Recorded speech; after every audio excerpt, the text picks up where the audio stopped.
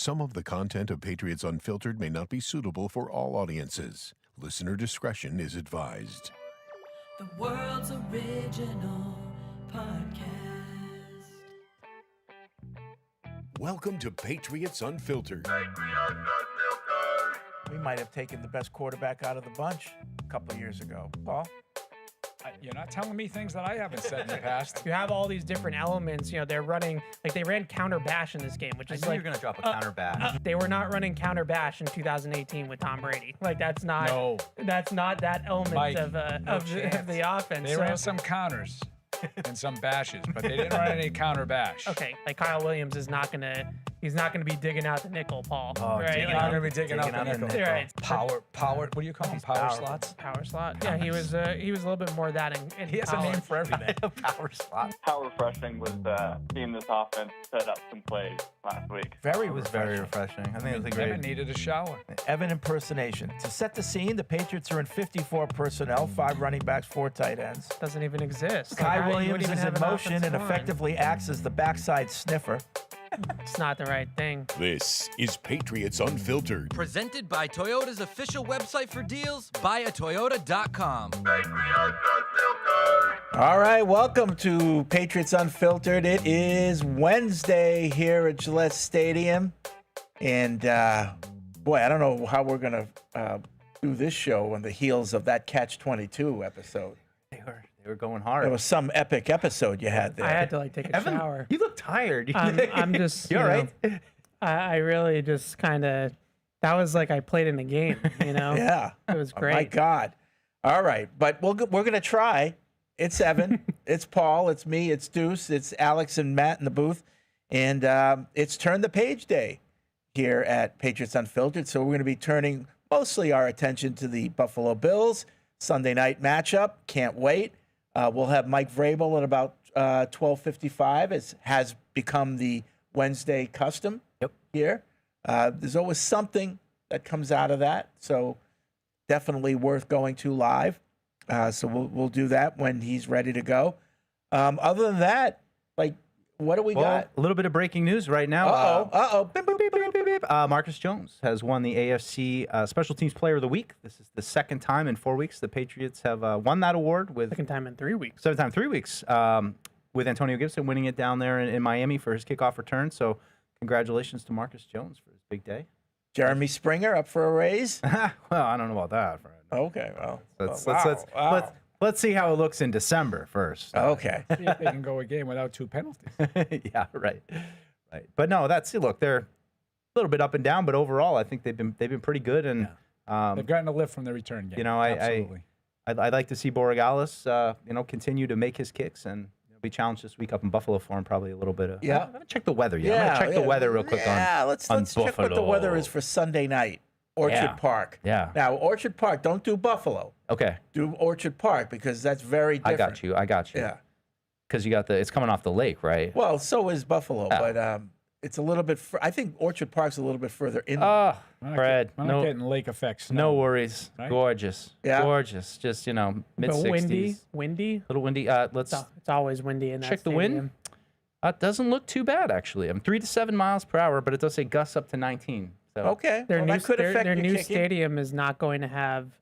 They're actually designing it to not have wind be a factor in the Wow. new Bills stadium, which I think is surprising because it's always been, even obviously the 2021 game's the big one, but there's always been wind Oh, yeah. impacted games. In Was the Buffalo, 09 so- game? Was that, or was it Castle game? 08, Castle, yeah. right. Where, like, the uprights were, like, sideways and The three kicks uprights were on. literally taking left and right turns. The heat benches on the sideline were blowing onto the field Oh, before yeah. the game. It was that was significant. Yeah, and of course we had that win game with Mac Jones, Yeah. where I think BZ or one of the networks had to cancel their pregame show or bring it somewhere else because, like Paul said, the chairs that they were sitting on were blowing onto the field, and you just couldn't. Oh, You couldn't do a pregame show from the field. It was so windy. that would never was so stop us. cold. That never stop our pregame. It would stop show. me. Oh. No, that was devastatingly bad Yeah. weather. Yep. So, a lot of missed kicks in Buffalo over the years. Yeah.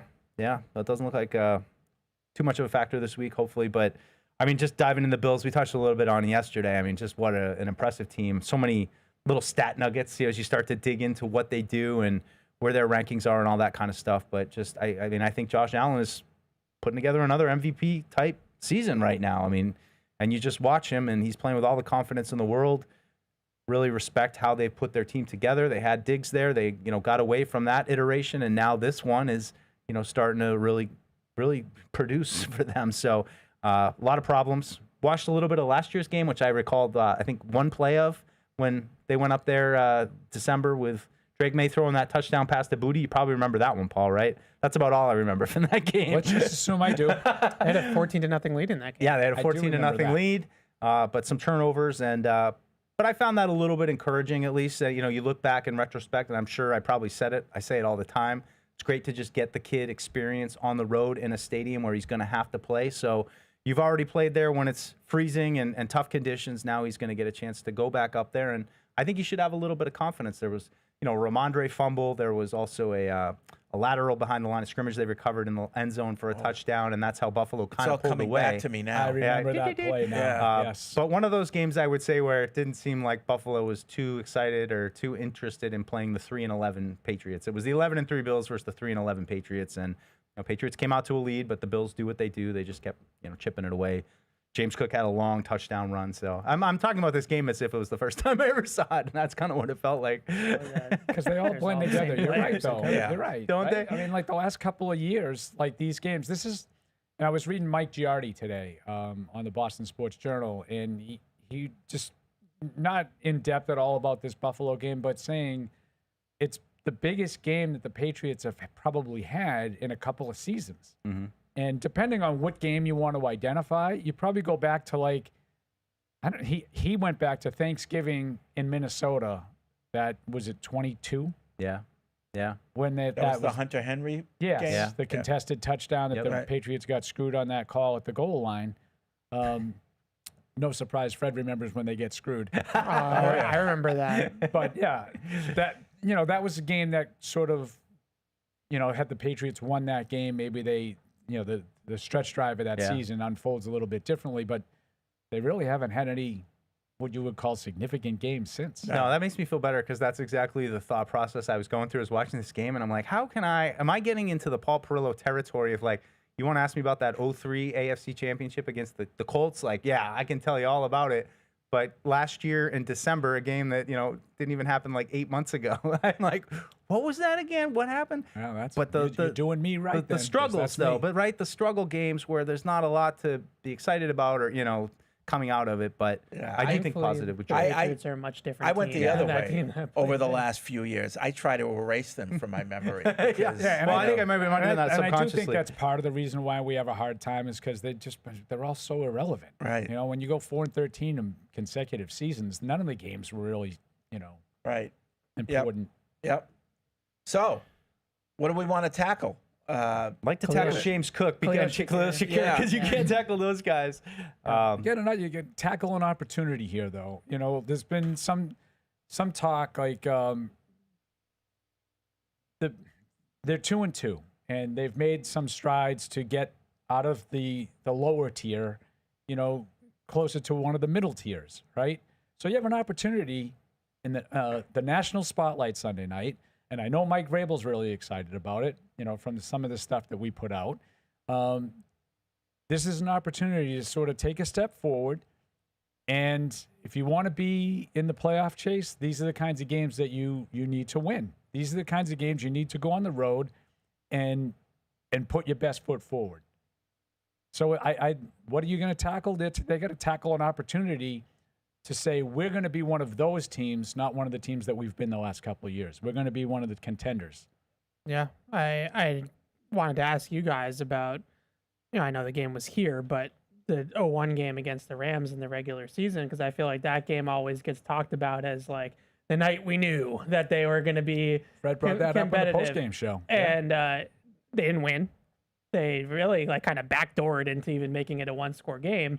But they hung with the Rams. They had a lead in the first half. Like, is that game, am I off base? Because I was No, that was You're- true. You're not off base. The other- but- 9 years You're old. not off base at all. So from a physicality standpoint, they definitely won that game. They didn't on the scoreboard, obviously, but like you said, they hung with the greatest show on turf. It was the opposite of what you would think. Like the teams that's trying to pull the upset. Wasn't finished.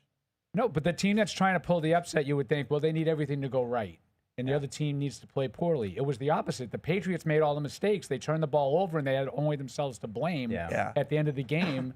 And I don't know what else you were going to say. Well, and now but in I retrospect, apologize. in retrospect, we know now how talented that team actually was. Yeah, Especially on Sure. I don't think we appreciated it at the time You didn't because we realize- were coming off such a dismal season beforehand.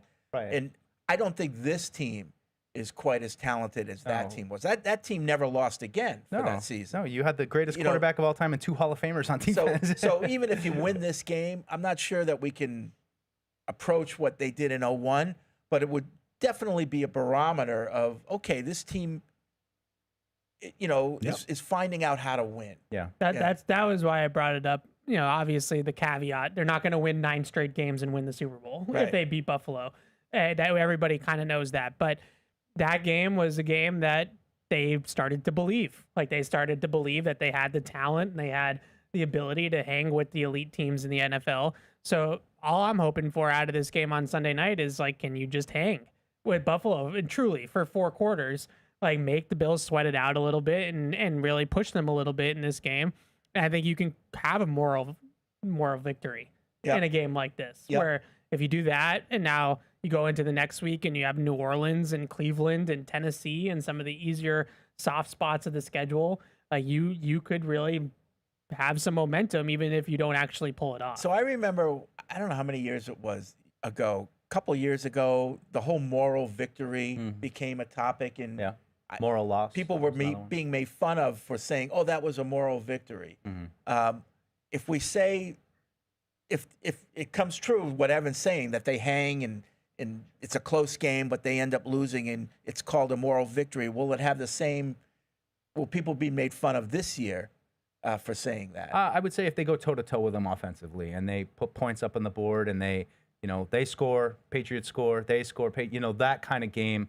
If the Bills are up big and then they have a couple fourth quarter garbage time drives to make it look closer, then it's like Paul always says, you got to see it, but I just don't want to set it up to be that. I think that this team has a chance to go up there and make some noise. And from talking to Ev, speaking with some of the Buffalo guys, it doesn't sound like Buffalo's going to take the Patriots lightly. I think that they have been, they're aware of Drake May playing pretty well right now, and I don't think that Buffalo's going to do what they did last week against the Saints as much. I mean, it's a divisional game. Mike too. makes a good point about seeing how the game unfolds, but I don't love the sort of the idea of a moral victory, but I think you absolutely can have a situation like the one that Fred brought up in the postgame show in 01 that Evan just brought back. Yes, I'm sure that they didn't look at it as a moral victory at the time, but more importantly, what did it mean to the players? And what did the players think to themselves? Like, this is the best team in the league, and they weren't any better than us. We can play with them. So I think that does give you confidence. And where Fred and I started to talk about this on the postgame show is what you just mentioned, Ev. It's New Orleans, Tennessee, Cleveland.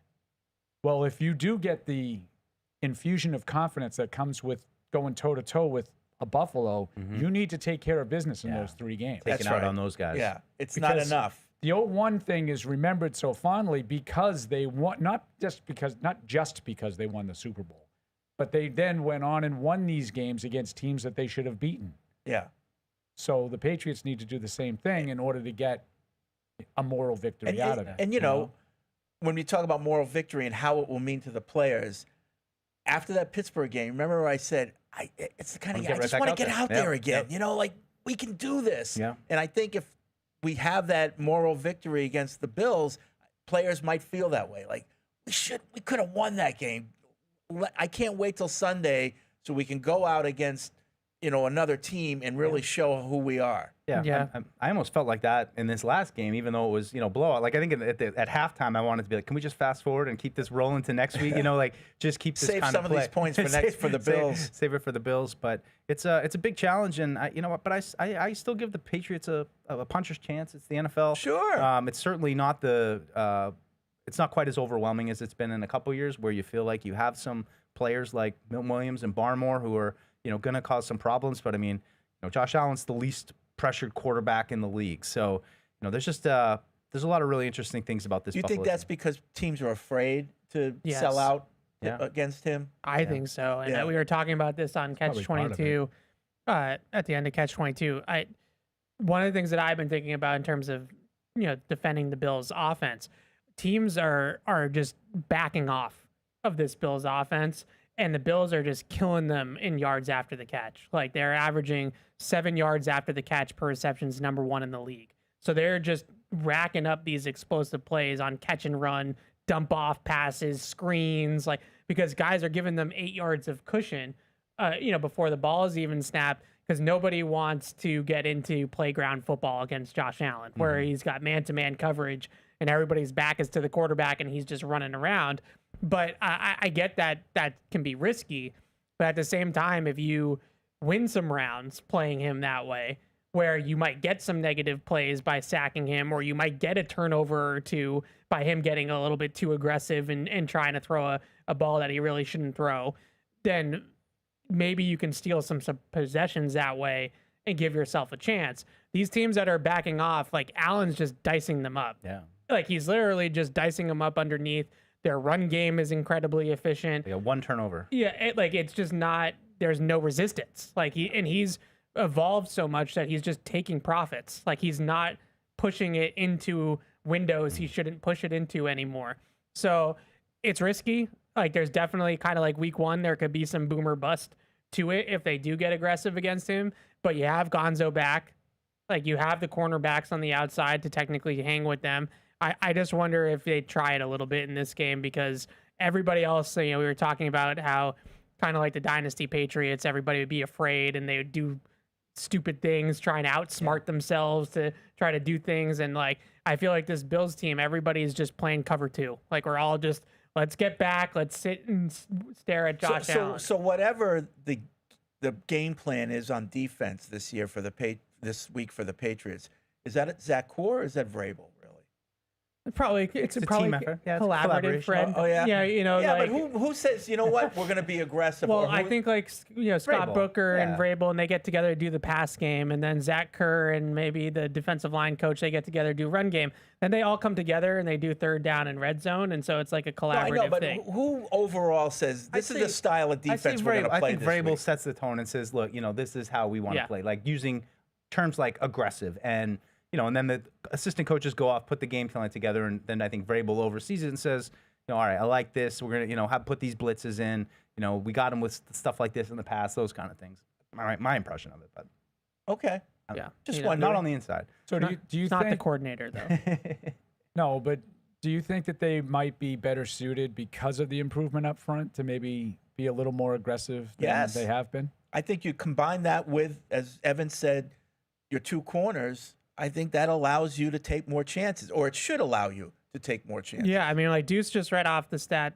Josh Allen's the least pressured quarterback in the league. I don't think that that's just because their offensive line, which is really good, but I don't think that that's just because their offensive line is dominant. I think that's also because everybody's just rushing 4 against him because they're terrified to blitz him. Yeah. And I don't know if that, again, I think that, yeah, maybe you could hold him to 31 if you play that way, because they do have to go on longer drives.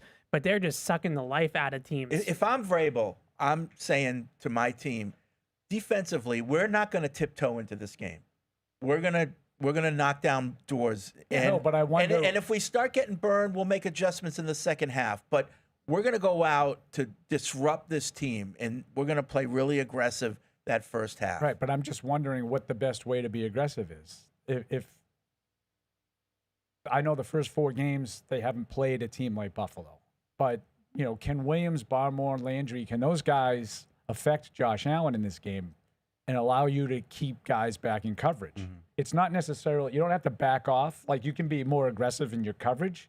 Like, I think what Evan's saying about giving them a little too much respect might be accurate, but some of these teams might not be able to get the pressure with 4 by playing with coverage. I think the Patriots have shown at times, not consistently, but at times they can get pressure with 4. Yeah, but I'm so not. can you do that? That to me is very aggressive. If you can get after Josh Allen, some teams don't. But see, I'm not just talking about when he drops back. I'm talking about loading the box early and trying to stop Cooks early, and relying on single coverage behind that. I But don't like that. putting an extra guy up there and Yeah. saying, we're going to try to force you into 3rd and long. I'm with you, Fred. Like I don't like that. You don't like that? No.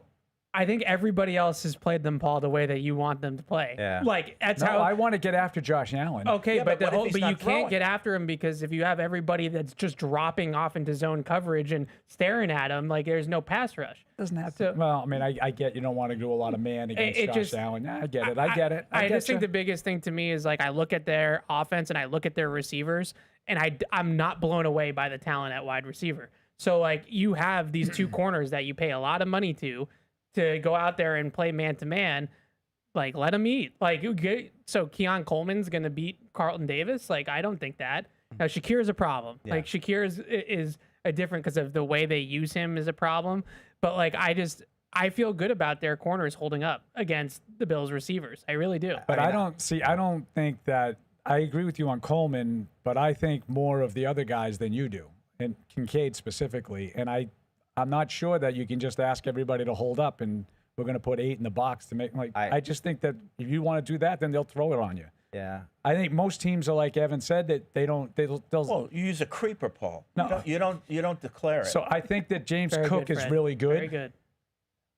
but I think that that's what the other team is giving them because it doesn't allow you to get blown out right away. Yeah, sure. I It get what you're takes saying. longer. So, I mean, agree. I think Belichick has done that kind of defense millions of times in the past with great success. I totally hear what you're saying, and there's definitely a case for that strategy. When you come out in too high against this team, they're killing teams in the run game and they're killing teams in the short passing game. And Brady, their offensive coordinator, is really good at scheming ways to get Khalil Shakir in space. And they motion him all over the place, and he's constantly moving where he's at. You have to make plays on defense. You can't rely on them to make the mistake. This Bills offense doesn't make mistakes anymore. Yeah, you have they to don't. make plays. I mean, that's it right there. I mean, I think I'm more scared of the tight ends than Cook, just because I don't have a lot of, I'm still not sure about the Patriots' run defense. And, I agree with what Evan's saying. I can easily see, yeah, we took their receivers out of it, but they just killed us with the tight ends because we couldn't cover the tight ends. And, I agree that none of these guys individually scare me, but the group right. does. Yeah, and that's what's so good about their team. And it's, it's almost, I said to Evan, I'm like, I almost feel like they have like 5 number 2s, it's like, maybe that's overstating it a tiny bit, but everybody can make plays when they have to. Nobody individually is going to blow you away. And it's just, how do they approach it? And I just think it's fair to point out one more thing about the Patriots defense. It's spin the dial with coverages. They just, especially early on, they play a lot of different stuff. So as much as we sit here and say they should do this or that, I have a feeling that it's going to be a lot of stuff that they're going to try to throw at him and try to, every single coverage that there is, they're going to probably try to run it at one point or another. But what's finding that winning game plan? Can you stop the run with those 4 guys? I mean, that's always appealing to me, being able to just worry about the quarterback and the run with the front 4 and the linebackers. But I also, a couple others, I was going through next gen, you come across like random stats, but they're first in the league in breakers and second in slants. So it's in the inside where the Patriots have had some trouble there. So, it's kind of pick your poison, and how do you want to lose the game or how do you want to win the game? And that's why I'd much rather lose the game than Dalton Kincaid. Yeah. If Dalton Kincaid and Jackson Hawes and Dawson Knox beat you, then I think you, as a Patriots, you have to tip your cap and say that was what we had to give you. Yeah. Like, are you going to give him Cook and Shakir, or are you going to give him Dawson? But Knox? just feel See, like I look Josh at- Allen's beating you. Like Yes, I look at it as I let Josh. I have my choice of letting Josh Allen beat me or James Cook beat me. I'll let James Cook beat me. Yeah. And that seems like that's the choice teams are primarily making. But even Doesn't with matter. They're you know, they're doing it both ways. yeah. I mean, it's just that's what you're like trying to pull number it. one in the league in both categories. Right, so right. It just that's my whole thing. Yeah. I know I probably think a little less of Kincaid than other people do. Just not my flavor of tight end. The jumbo receivers just don't do it for me like it does for other people. But at the same time, if he ends up having a big game against them and that's the reason why they lose, like at least you went into the game and you took away their two best options, which are Shakir and Cook. Yeah. I mean, it almost might be oversimplifying it, but just like instead of all this, like tackle, like just tackle, like that Right, to me is a huge first step. It's like what we were talking about yesterday. good. Do you spy Josh Allen? And I was like, it's great that you had someone that knew he was going to run, but Can he get him to the does ground? that someone get him onto the ground? Yeah, Because that's hard. Yeah, Jack in Ann Arbor says, to play an effective, aggressive defensive game against the Bills, the Patriots should take the approach the Lions took against Lamar Jackson. Rush aggressively upfield on the edges. This will force Josh Allen to move up in the pocket, put a spy on Allen, and have the defensive tackles play with gap discipline. When Allen moves up in the pocket, the spy and the defensive tackles tackle him. So he does. Sounds easy. He does run through the middle a lot. Yep. But when he goes, he's more dangerous when he extends to throw, and he does extend to throw out of the back of the pocket. So to Jack's point, like you have to kind of pick your poison of like, is he going to run right through the gut of the defense, or do you want him to get on the edge and start extending plays and looking for receivers down the field? So he's, those are the kind of the differences. Like when you cheat and kind of have him go through the middle of the pocket, he's not going to throw. Like he's going to take off. So it depends on what you want to do. I mean, New Orleans tried to do what Jack is saying, and then he ran for 30 freaking yards right up the middle of the field and like broke like 3 tackles doing it. So he's good. Like it's a tough matchup. Dave wants to know, is this the game to bring back the Longhorn package? They did run that last. That's the Brendan Schooler They ran it with package, Schooler last year too. I don't know if he's playing defense Right. this year, but that was one thing that and I would say like that's the reason why they win. Paul is gonna just be. I would love that. to watch Tuesday tomorrow. show would So- be to watch great. tomorrow. Do we now see a return of the blueberry uniforms because of the success last week? Well, the Bills are wearing their ice whites, right? So they go good. I mean, I like the contrast between all blue and All all blue? white. So All blue on I'd the be road? all right for it. Yeah, sure. Yeah, but that a whole defensive thing that the Lions had, and they because I watched a good chunk of that game, and they did a good job of sort of making life tough on Lamar Jackson. They still give up 30. Right. Like it's just hard to take these offenses, and even when you make them play left-handed, they still find a way because they're just so talented. Yeah, they are. I think they're different animals. That's what's Well, fun they're, though. well, Like, they're very different offenses. Yeah. Very different quarterbacks. Really, the Ravens lost that game because of another fumble. yeah. I mean, Derrick Henry, that was his 3rd fumble in 3 games. I've just been kind of savoring this game because there's not a lot of like elite opponents this year on the schedule, and to have an opponent like this where it's just every stat you look through or everything, it's just like, oh boy, everything they do well right now. And the Patriots got to figure out a way to, I think it's about how the game unfolds. Even watching that game last year, Drake hits a big play. They make a couple plays early, and suddenly it's kind of a close game. Now Buffalo pulled away at the end, but look, those Patriots last year, and again, they were 3 wins, so Buffalo might not have been as amped for the game as they will be this week. But you never know. You go in with these game plans like you're playing in a bubble, and at the end of the day, a couple big plays early on changes the complexion of the game. You're ready to go out of the gate for the first time kind of this season. I think it'd be a really positive. From a betting spot standpoint, is it a better spot for the Patriots to be going up against a 4-0 team that's kind of cruising, or a team that's 2-2 and feels that they're underachieving and they're hungry? Yeah, I mean, there's always an appeal to me to the young, hungry team that has something to prove. No, but I'm talking about you like know. if the Bills came into this game at 2. I'd feel much better if they were 2-2. Yeah, Oh, well, then really? they'd probably have some weaknesses that you can actually talk Well, about.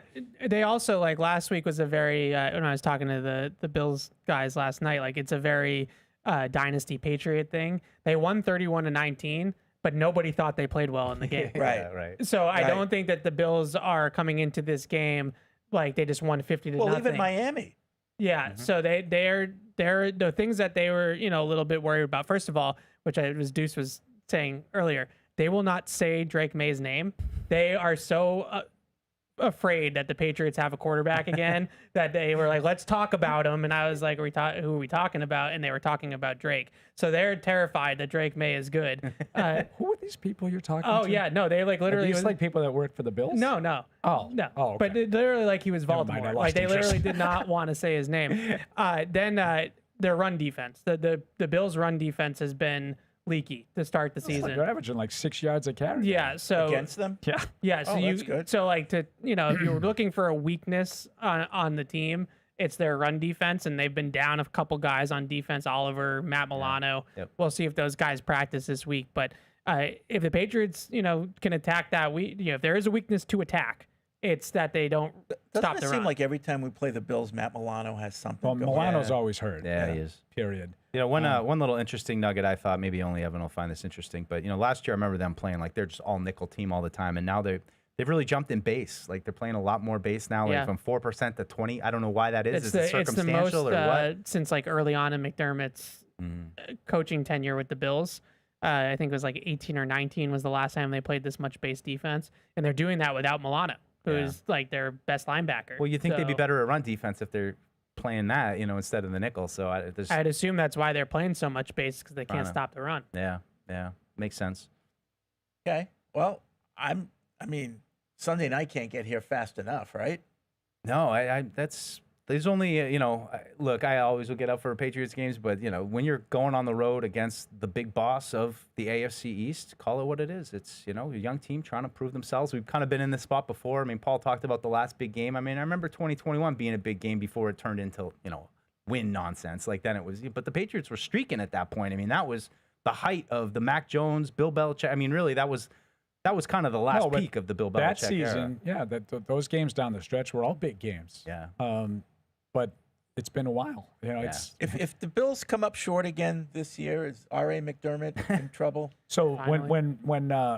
when Evan was talking about they won't say May's name, I was immediately thinking of R.A. Mcdermott. Like this was like an edict. Like we don't like. No. No. And that's why I was like, who are you talking to? This is like the this is Pat's just- pulpit of Buffalo. So I lost interest. Yeah. I really, Pat's pulpit of fan the- boys. I really enjoy them. They're great BillsBoys.com. time. We do it every year, and they're great. Cover one. If you want like the Bills' perspective on Well, this Evan game. never met a phone interview we didn't like. I love those I guys. thought this I've was been doing going- it every year with them since 18, 19. I thought somewhere this was around there. teed up for Freddie. Like, R.A. McDermott's not allowing anyone to say Drake May's name. right. This is great. But listen, They're if worried. you are a Yeah, Bill, scared. or if you are the Bills fans, you finally now taken over the AFC East.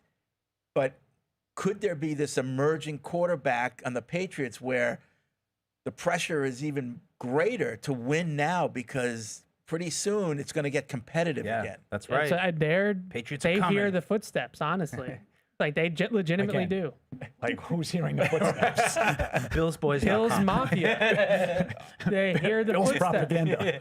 Are they just being nice to you? Fred, I'm telling you, we started the conversation. I know, but and he wouldn't say his name, and I was like, "Who?" I don't even like. You're asking me a question. I don't even know who you're talking about. And they were talking about Drake. They're genuinely worried. Did you Like, guys that's ever feel utterly embarrassing if you ask Did me? you guys ever feel like that Okay, with the stop it. Patriots Yeah. with like a Mark Sanchez or Ryan Tannehill, or when you're saying like, that looks like the Jets, or back when the Patriots had Tom Brady? Did you ever feel like? Would you ever like go into a Sanchez game and was- say, "I'm not going to say the name Josh I would Allen"? get annoyed. I'm not at gonna seeing- say Patrick Mahomes. You're No, but taking this I would- way I too would get far. We annoyed. eventually said his name. All right. It was just, it's just embarrassing that would ever come up. Like that. You're not nice. saying his They're name nice. unless They're it was good guys. like a Freddie thing with R.A. McDermott. Right. I was all in for that. I thought this was a real thing. But you thought that the head coach of the Buffalo Bills wouldn't say Drake May's name. the head coach of the New England Patriots wouldn't say his own quarterback's name for like a year and a half. That's a very different person. But to your point, like Yeah. when Pennington was, Was he didn't- scared you a I little wasn't bit? Screwed? that he was going to be like this great, but he would annoy me. Like, Yeah. we should be beating this guy. Right. You know. Right, yeah. Noodle arm. Sanchez a little bit. I mean, Sanchez played the game of his life in that 2010 playoff. But He really did play. I- well that I day. never- I have to give him. I don't know. credit. I just never felt like they got a franchise quarter. They were a good team. They were well coached. They had a great defense. They had some weapons around them.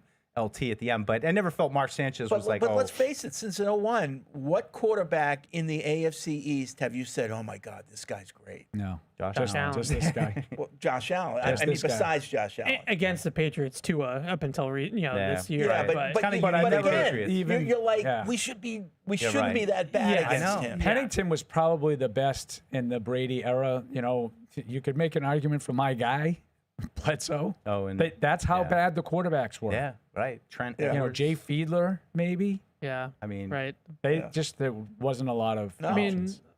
yeah. Pennington is probably the answer to that question. Tua is literally in the conversation. And I don't think anybody thinks much of Tua. Yeah. Yeah.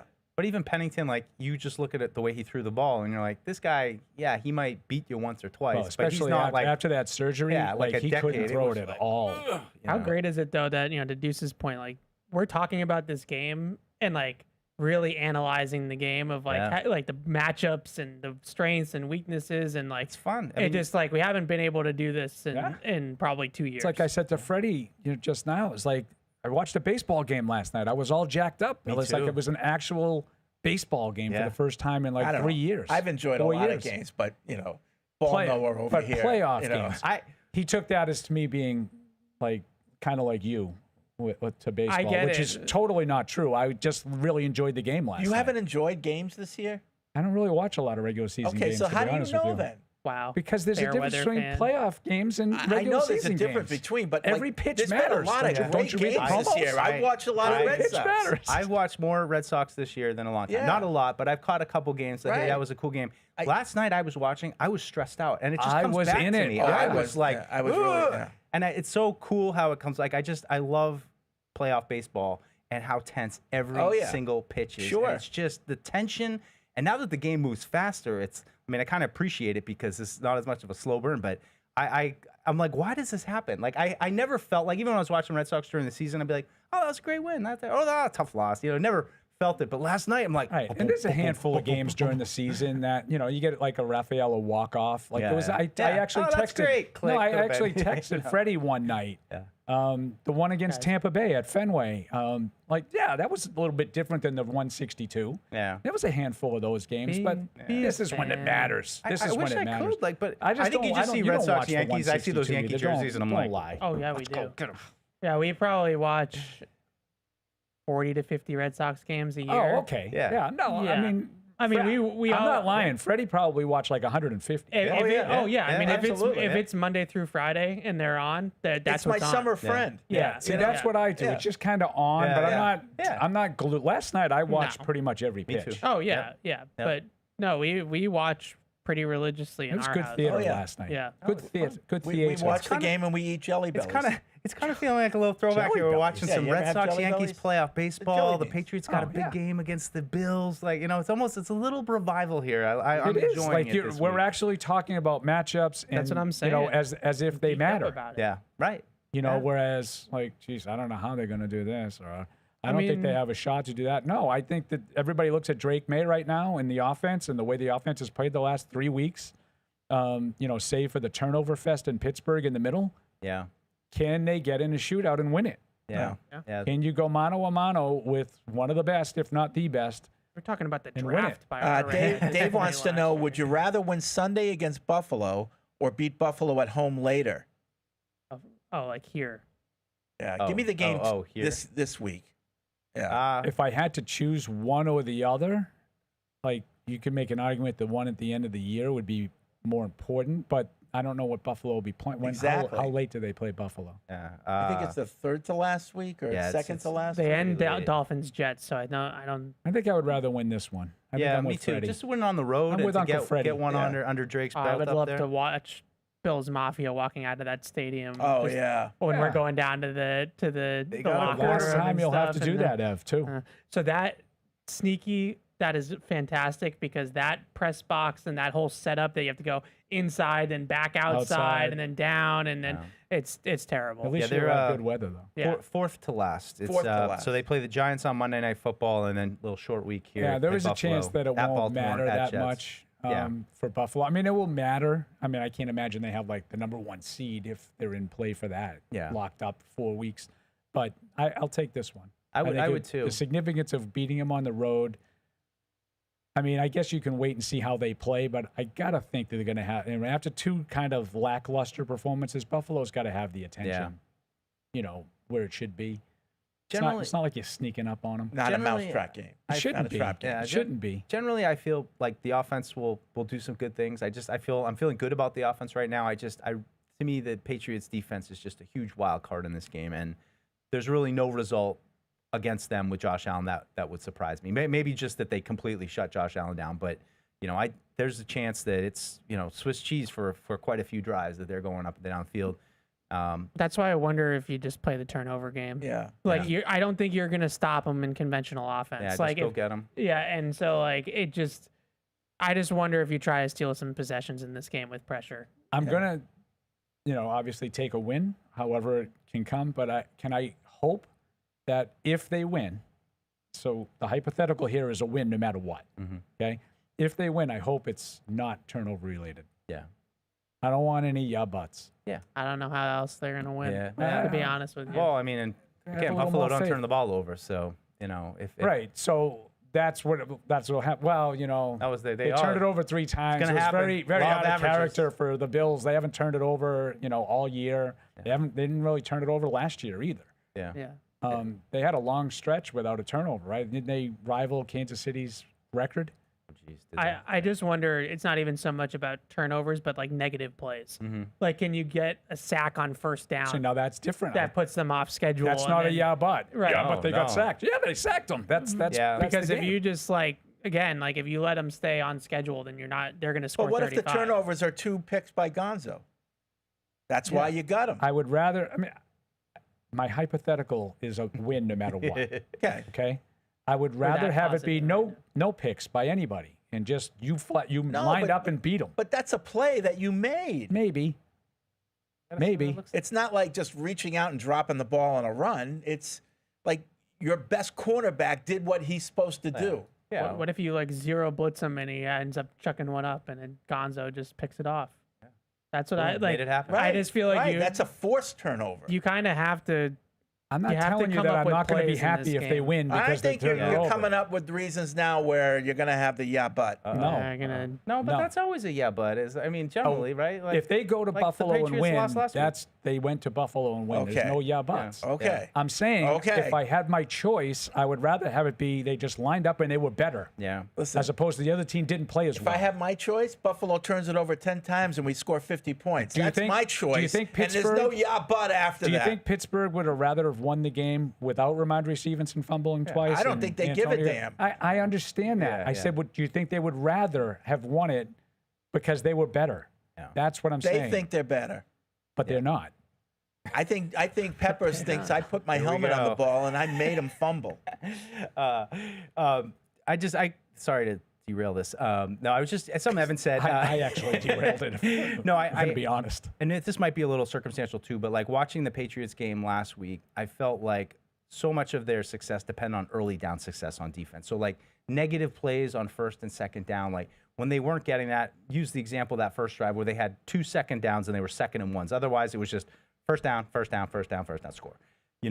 Getting that success on those early downs, and to Ev's point, being aggressive on early downs and trying to force the issue with negative plays, I think that's something the Patriots defense might really need to rely on. Get success on early downs. I like them on 3rd down, but you can see when teams get going on 1st and 2nd down. Can you get them into 3rd and long? How many 3rd and longs can you get them into in this game? I think is gonna defensively. That's gonna ultimately decide the game. All right, 855-PATS-500 is the hotline. We'll see what you have to say. But first, football fans know that traditions matter, turning moments together into truly something epic. They're what inspire us to make our masa and Tostitos the traditional way, starting with whole corn kernels, no artificial flavors, colors, or preservatives, all to give you that perfect crunch. Discover your next tradition this football season. Head to the store, grab your Tostitos team bag, and scan the code for a chance to score an epic experience with the Patriots. Tostitos, tradition matters. All right, let's get to the phones, see what you have to say. We'll go to Anthony in Seattle first. What's up, Anthony? Hey, what's up, my people? Hey. So I agree with you guys. I'd rather have this game than the later game. There's something about beating them on Sunday Night Football in front of America. That's another good point. Yep. This game definitely feels more little brother, big brother, unless David versus Goliath. I think this is the most juice we've had coming in a long time. So I'm excited for it. I'm definitely, Monday I was really smiling ear to ear, oh man, it feels really nice to have the flavor of the week quarterback that everybody's talking about. When I showed the graphic at the Sunday night game, and they're showing Drake May and Josh Allen, and I'm like, oh man, it's so nice to have our quarterback back up on that graphic as your marquee player, not Ramondre Stevenson or Bill Belichick. It's not going to be Bill Belichick against T.J. Watt. Right. Right, exactly. Barn exactly. burner that game. Do you remember that? Yeah. That was the graphic. I remember.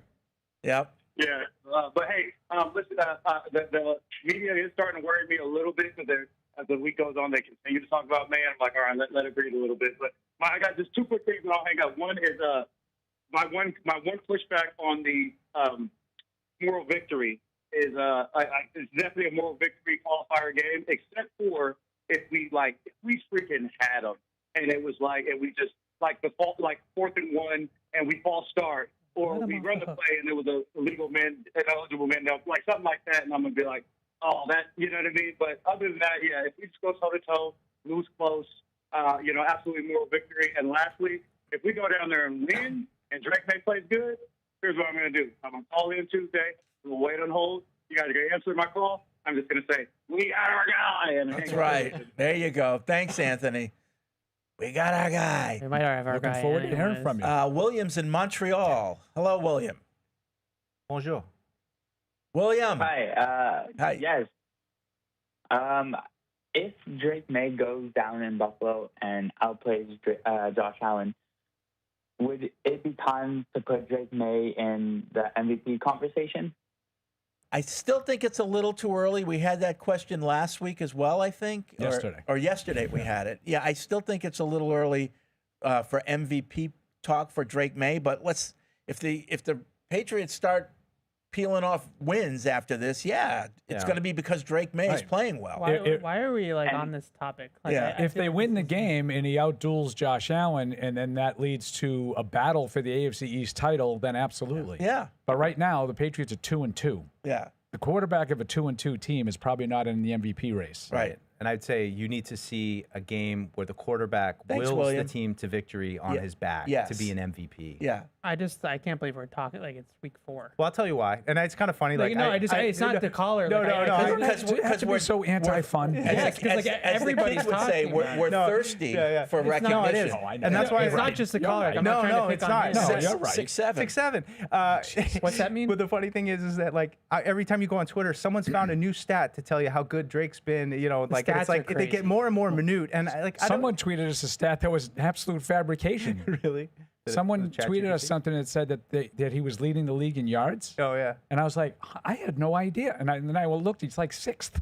Yeah, but It's not even close to the top. The fact that he's 6. first, No, not close I mean, to- look, yeah, I not love close me. to first though. I love me some Crazy. good Drake stats. I love, but it's 4 games. Let's not get too ahead of ourselves. We're all very excited. Get ahead of yourself. I mean, look, and I am a little bit ahead of myself just with how comfortable he looks. I mean, that's just to me has been promising from maybe the first OTA practice we watched him where it was like, wow, he looks like he's pretty comfortable right now. And that's continued and that's positive. But The we stats got to are watch crazy. this season. The and stats are see. crazy though. The fact that they're the 3rd best team in the league in pass EPA right now is insane. They were worlds away from that last year. And I get it. It's 4 games. It's a small sample size, but it's also not one game anymore. No, it's a quarter of the season. You're right. You can start talking like little this- stats. I'm more little with you stats. though. I just look at him Yeah. and I see how much different he looks to Yeah. me. And again, I don't have anything to back it. I don't have. It's just anecdotal. I think he looks more confident and comfortable. I don't see him running around, sort of haphazardly. I did at times in the summer. No, it's you're throwing the ball 20 times instead of 45. I saw it in week 1. Yeah. I saw him running around haphazardly in week 1. I haven't seen it the last 3 weeks. I think that they've sort of figured out, and I'm going to give Evans' boy Josh a lot of credit. Someone has to. I just feel like I look at the guy. I've always been a believer in Drake May. That's why I wanted him over. The only one I said at the beginning of all of this that I would have taken was Caleb Williams, because I think he's more talented. I stuck by that even after Jaden Daniels was an MVP candidate and winning 12 games last year and going to the NFC Championship. Yeah. I still would take Drake May over him. There he is. All right, one more call, then I think Vrabel's going to be coming up soon, so we might have to cut this into went that. fast. I'm gonna bounce. Mike's in Puerto Rico. What's up, Mike? Mike. How's everybody doing today? Good. Good. Show's flying by. I'm super excited. I didn't get to listen yesterday, so I don't know if Evan had a particular take on Bad Bunny being at the Super Bowl. But I'm gonna tell you right now, if the Patriots make it with Bad Bunny at the halftime show, I am definitely gonna make it over there. It's 15 minutes from my house. Oh. I even placed a bet to cover the cost, so I'm gonna make it happen one way or another. Oh, that's So- smart. There you That's go. Smart. That is smart, Mike. I like it. Good stuff. What odds did you get? Actually, I thought 50 to 1. 50 to 1? Yeah. Okay. And To make the so Super 50 to Bowl. 1. So I put to get to the Super Bowl, correct, Yeah, to win yeah. the conference. Uh-huh. So I put $200. Hopefully that'll turn out to be like 10,000, and that should be more than enough to get some decent tickets. Absolutely. Yeah. Oh, I love it, Mike. I love that that's smart. strategy. I should have done that. because Super in other Bowl words, 49. if they win, I win. Yeah, You know, right. well, that's how right. bets work. Exactly. But Yeah. And if, you know what I mean. I and if they I don't, actually just did know give what you them meant. up to a halftime show at home. Yeah. All right. Well, thanks, Mike. So- Okay. Okay. Thanks for calling in. So he's from Puerto Rico, but he's not Yeah, living in Puerto right. Rico. Okay. Correct. So I guess Bowl Vrabel's time. running a little late. That's okay. I know this is one of Paul's favorite subjects. He's Chisholm? emailer says MVP Sox. talk is pretty crazy at this point. However, what's more likely is Steph Diggs getting comeback player of the year? I mean, What do you think of that Paul? Coming back from an injury. I honestly do not put comeback player of the year on my radar at all. I have no idea what it is, why they have it. Okay, I'm but just you trying to know think people of- have won it before, and it's usually guys that had injuries. right. So Well, sometimes it's guys that just sucked the year before and they come back. So like that's Was it why Dak? I don't What know. about Dak? Dak might be in there, right? Dak, He plays Dak good. has I don't know. I'm played just trying to well. think I of don't know. players that got hurt last year that I don't know. Maybe. I mean, Diggs got to keep building, get a 1,000-yard season, and it's all connected. Well, I think we'd have to do more than that, but like I have to see like what he did this week the rest of the way. yeah. You know what I mean? That's big difference. That I forget what the down was, but that pass Drake threw to him last week, kind of an over route, big play. Remember, which pass I'm I talking think that was a about? third and long. The third that and was long. the 1/3. It was like 3rd and 16. That something was along the those moment lines. that Deuce was like, whoa, boy. Like that specific pass to me, I remember in the press box, watching him complete that, pressure in his face, getting it off. And that to me was just a moment where I said, I really think this kid might be something. So got to keep it going, but I get why everybody's excited about him. And that's, that's what social media is for, to hype your guy, come up with some random stat that shows how great he is, and hopefully he can keep it up. Todd Gardner writes in, so Greg Bedard said that he feels that Drake is quite ahead of schedule with respect to his progress in year 2. I'm more interested in where you all feel that the rookies are with respect to their progress this year and their ability to contribute over the long term. I think they all look good, Yeah. except for J.J. McCarthy, who we haven't really seen much of because he got hurt. He only played like 2 games and got hurt. But I watched Bo Nix the other night. I thought he looked pretty good. And I don't think that much of Bo Nix. I always put that out there. Daniels has been the best of the group. He's been hurt. Caleb Williams the last couple of weeks has played. I think he's actually played pretty well in all of the games. Yeah. Just hasn't been able to win them all. Now he's won a couple. And I think May has been the best of that group this year. Clearly. But it's a good class. Penix had a terrible game against Carolina, came back the next week and ripped it up against And it's hard 'cause Washington. he's essentially a rookie. I mean, he played a little last year. Yeah. So some of these guys, even Drake to an extent. Even Drake still hasn't there's played a gonna be full some ups season's and worth of downs games. still. And that's, I think that's something to acknowledge that, this doesn't just mean that Drake's trajectory is a straight line upward. Like, there's going to be some struggles. I mean, this is the best defense he's faced this year, and it's going to present some new challenges to him. So he's just got to continue to get the reps. And I think that class, it's But I still think- only year wasn't he- 2, but I think that class looks good. Was he talking about our rookies? Oh, was he talking about our rookies? I thought he was talking about the quarterback. I don't know. I he thought he was talking about our rookies, but maybe he was talking about the quarterbacks. Well, we May's could not do a that rookie, too. so I assume he was talking about the quarterbacks. Yeah. Like, how does that class look? Well, we could talk about that too if maybe. we wanted to. But I think, Will Campbell's been really solid. But again, I'd put him in. He's a rookie.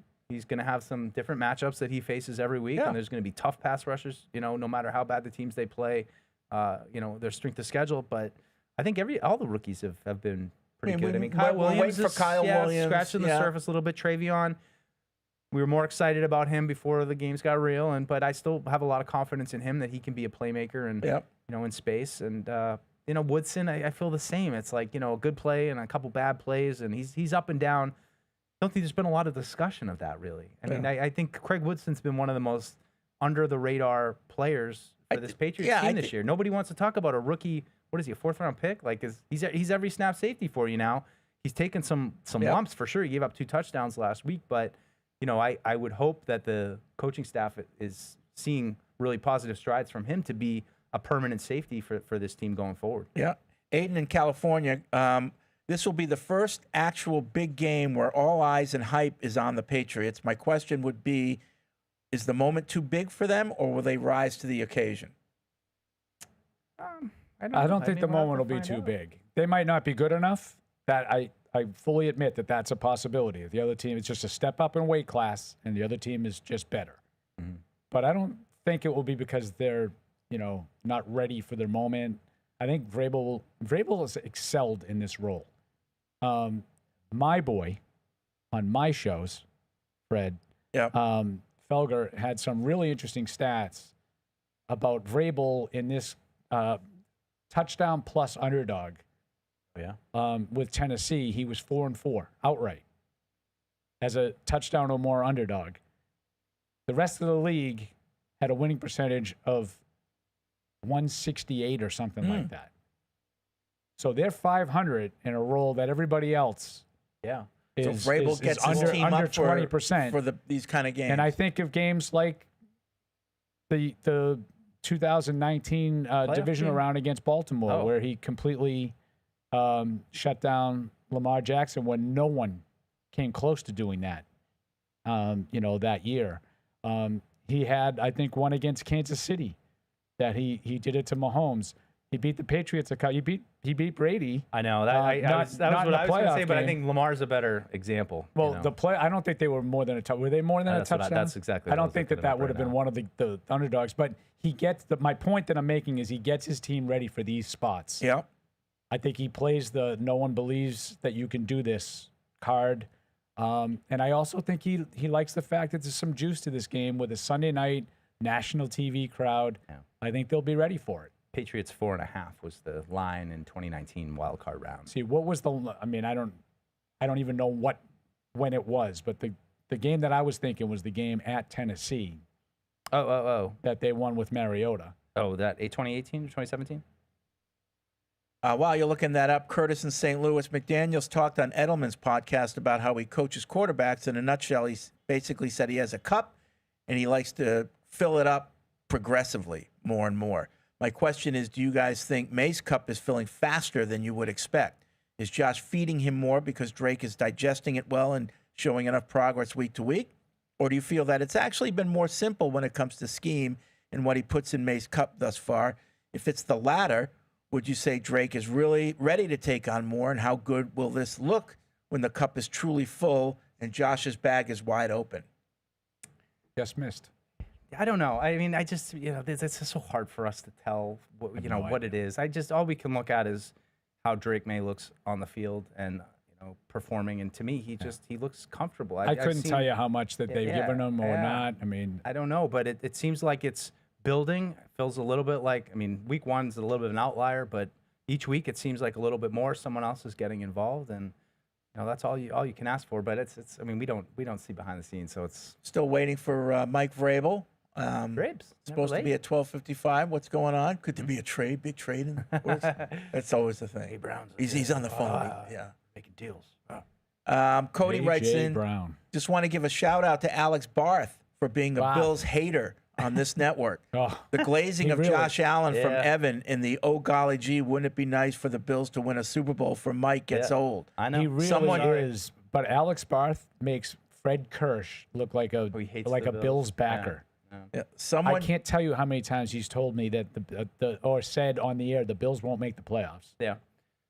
Someone keep Barth around the studio for the next 2 hours. I appreciate that. I probably deserve it, and I will say that I think it was Deserve because, it? What, for being objective? No, but just for saying I'd like to see them win Yeah, the Super Bowl. That's not objective. I think the whole Buffalo Josh Allen thing stems from so many people who consider themselves experts thought he was a stiff in the draft. Yeah. And they just can't bring themselves to say, I was wrong. Yeah. I never had a take on him in the draft, but As I've said a million times, it's not that hard to say, I thought this was going to happen. It didn't. I was wrong. It's not that hard. Yeah. Look in the mirror. I was wrong. It's not hard. I could see my Bills hate coming back. I mean, they just don't vex me right now, and I think it's because the Patriots have been bad. Vex. But you can hate the Bills. I don't hate But them. there's an you have to listen to it. And you know me, Fred will tell you. Sometimes I hear things that might not be heard by dogs are like. There's an underlying lack of respect, still, in my view. We got Vrabel. All right, for Josh let's go to Allen. Mike Vrabel. All eyes are going to be on you and your team Sunday night. Do you enjoy primetime spotlight? Well, I think if you want to get to where you want to get to, I think you certainly better enjoy it. Better enjoy playing in primetime games, and that's something that we're trying to prepare for right now. And so I think that certainly it'll be a huge challenge. The last time they lost at home was 14 games ago. We're well aware of that and have to do a lot of really good things to give ourselves a chance. And they playing good football, they're playing clean football, they're not beating themselves, and they're doing a nice job in all phases. You faced up against Josh Allen, I believe, the first 5 years of his career. Just his development from year one to then when you saw him year 3 to 5. How impressive was that? Is there anything you or anyone else can take away from how he grew as a player?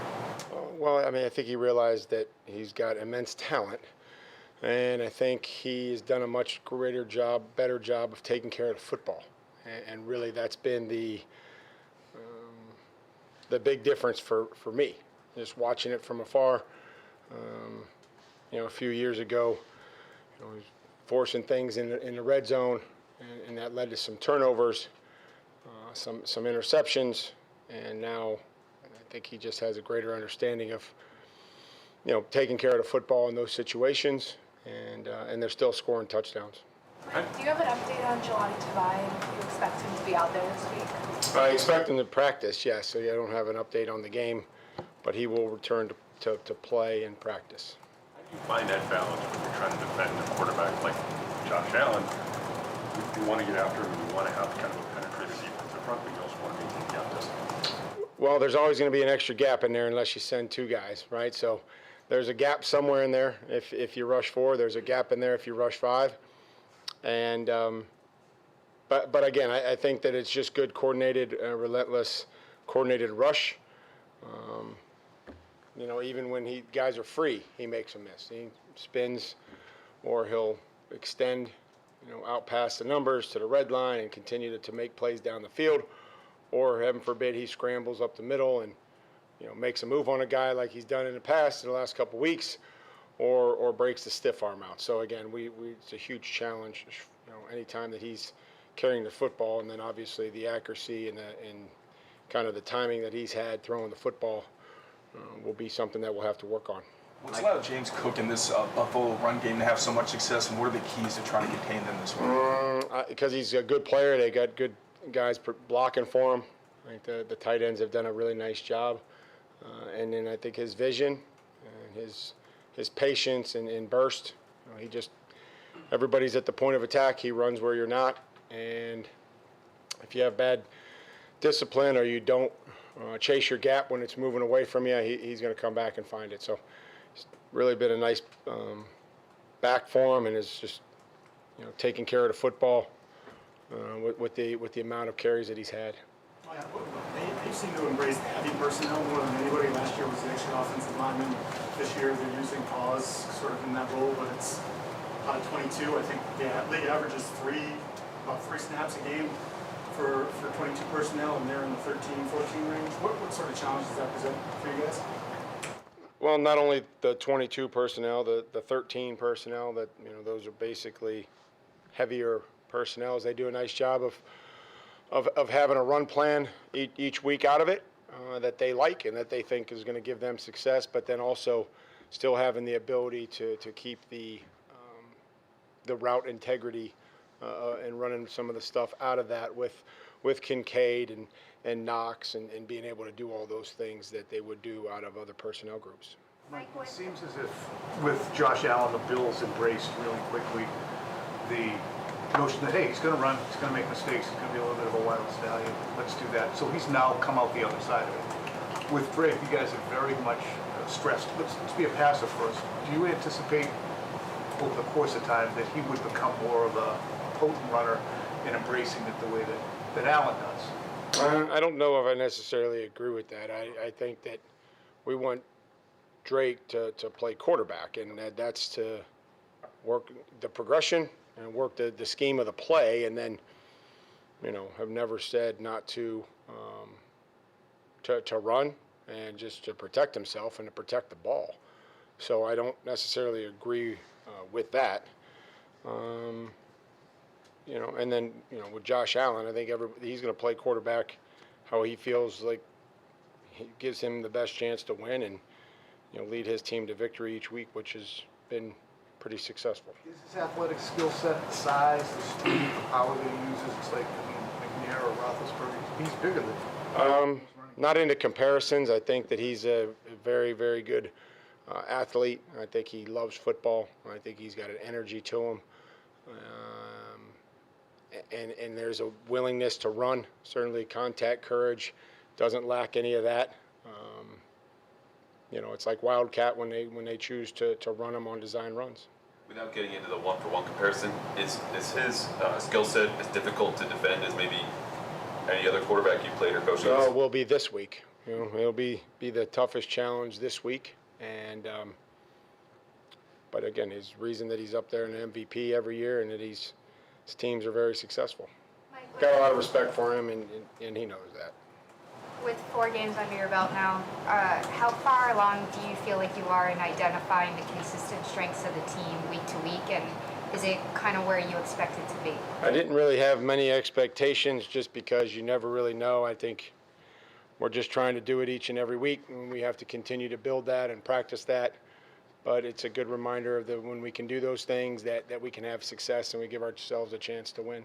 Mike, just piggybacking a little bit on what Karen was asking about it being a big moment in the spotlight on a Sunday night, do you relish the opportunity to go into a place like Buffalo where they've had so much success and the crowd is so into it? Sure. I think you have to. We don't have any other choice, but I think you have to, and I think it's important that we can take the next step and show that we are ready and that maybe some of our identity has a chance to let itself out on Sunday night. But it'll be a great challenge. It'll be a challenge to even just prepare today and get going and focus on all those things that are going to help us in the road environment. Mike, historically, Todd Downey's done a lot of work in the red zone for the other teams he worked with. Where has his work shown up there for you guys, if at all? Same. It's the same. I like to go in and talk with Todd and Thomas and get some preliminary thoughts and some things that we may like, and then be able to present it to Josh as we work through the week. So, those guys are as involved as they always have been. Mike, how do you assess your depth at safety, and if you needed to tap into that, anyone in that corner room that might have some flexibility to play back there? I don't think we've thought about taking any corners and making them safeties just yet. Like, what's made their pass defense as effective as it's been? I think they're number 1 in the league in yards per pass. Very sound. They're great vision and break players. They got some guys on the corner, on the edge that have some length. Backers are fast, instinctive, and the safeties do a great job at disguising. And then once the match or the route declares, being able to match it and play it. They've done a really nice job. They stay multiple, proficient in a lot of different coverages, and they mix it up on you. Are they trying to keep things in front for the most part? It seems like not a lot of deep passes.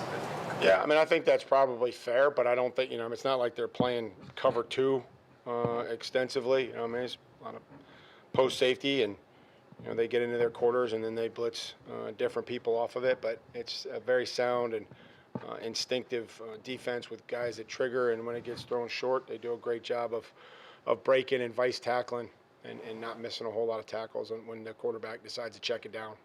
We've seen some rotating at linebacker over the last couple of weeks. Do you see that continuing, or would you prefer to stick with one guy next to Spillane?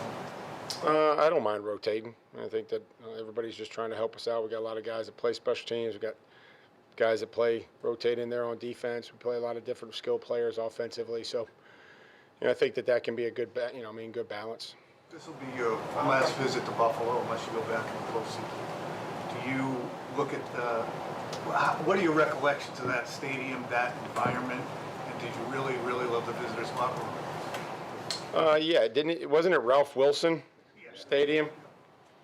Yeah, I think, again, I love the ride up. I love the passionate fans and, coming up into that thing and driving down the road and seeing the same things you saw for, 20 years, being in this league. So, it's a great sports town, and, we're excited to go there on Sunday night. Thanks. Whether you're in the game or betting on the game, you'll need a game plan. DraftKings Sportsbook, the official sports betting partner of the New England Patriots, provides you with everything you need to build your personal betting game plan so you can get in on all the action while practicing safe bets. Visit DraftKings.com/responsible-gaming to learn more about all the safe betting tools DraftKings has to offer.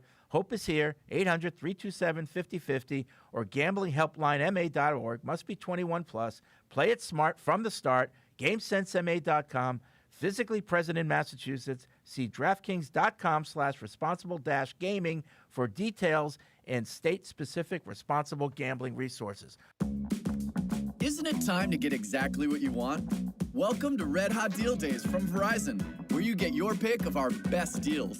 Like My Plan, where you can pick the perks you want and save on every one.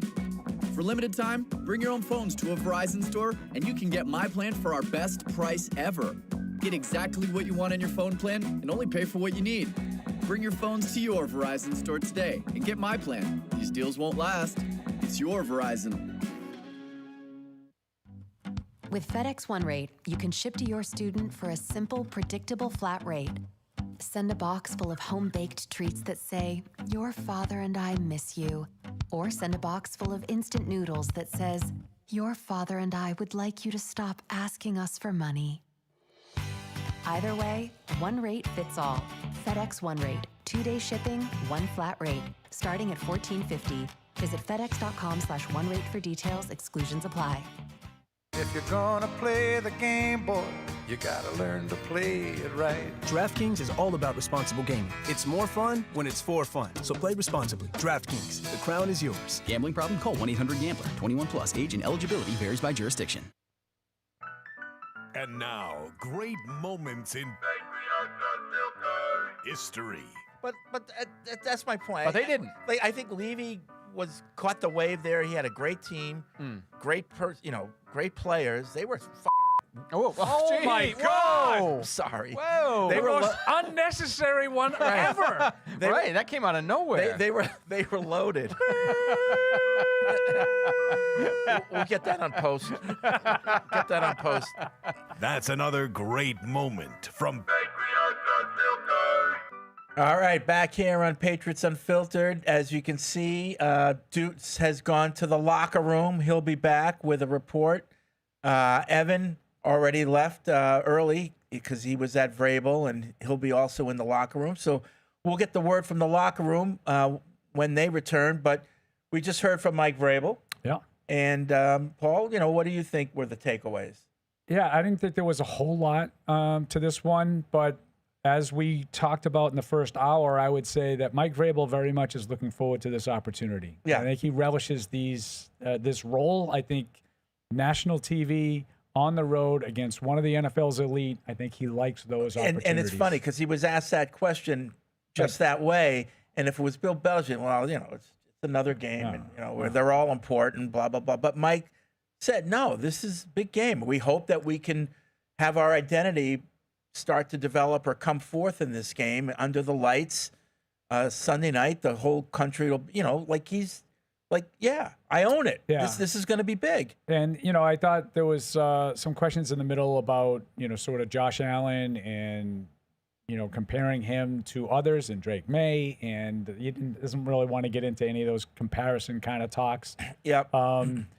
I did find it interesting. There was a question in there about sort of limiting May's creativity. I'm paraphrasing. That wasn't the actual question. Yeah. But his running, and Mike sort of took exception to that. It's like I would disagree with that. I never told him not to run. He wants him to protect himself and protect the ball, but not necessarily not to run. So I think that is kind of a narrative that is permeated for the first month. We got an update on Jelani Tavai. Yeah, he's going to start practicing. His window can officially open today, so the 4 weeks that he had to miss being on IR. So now, assuming that he's out there at practice, we'll find out later.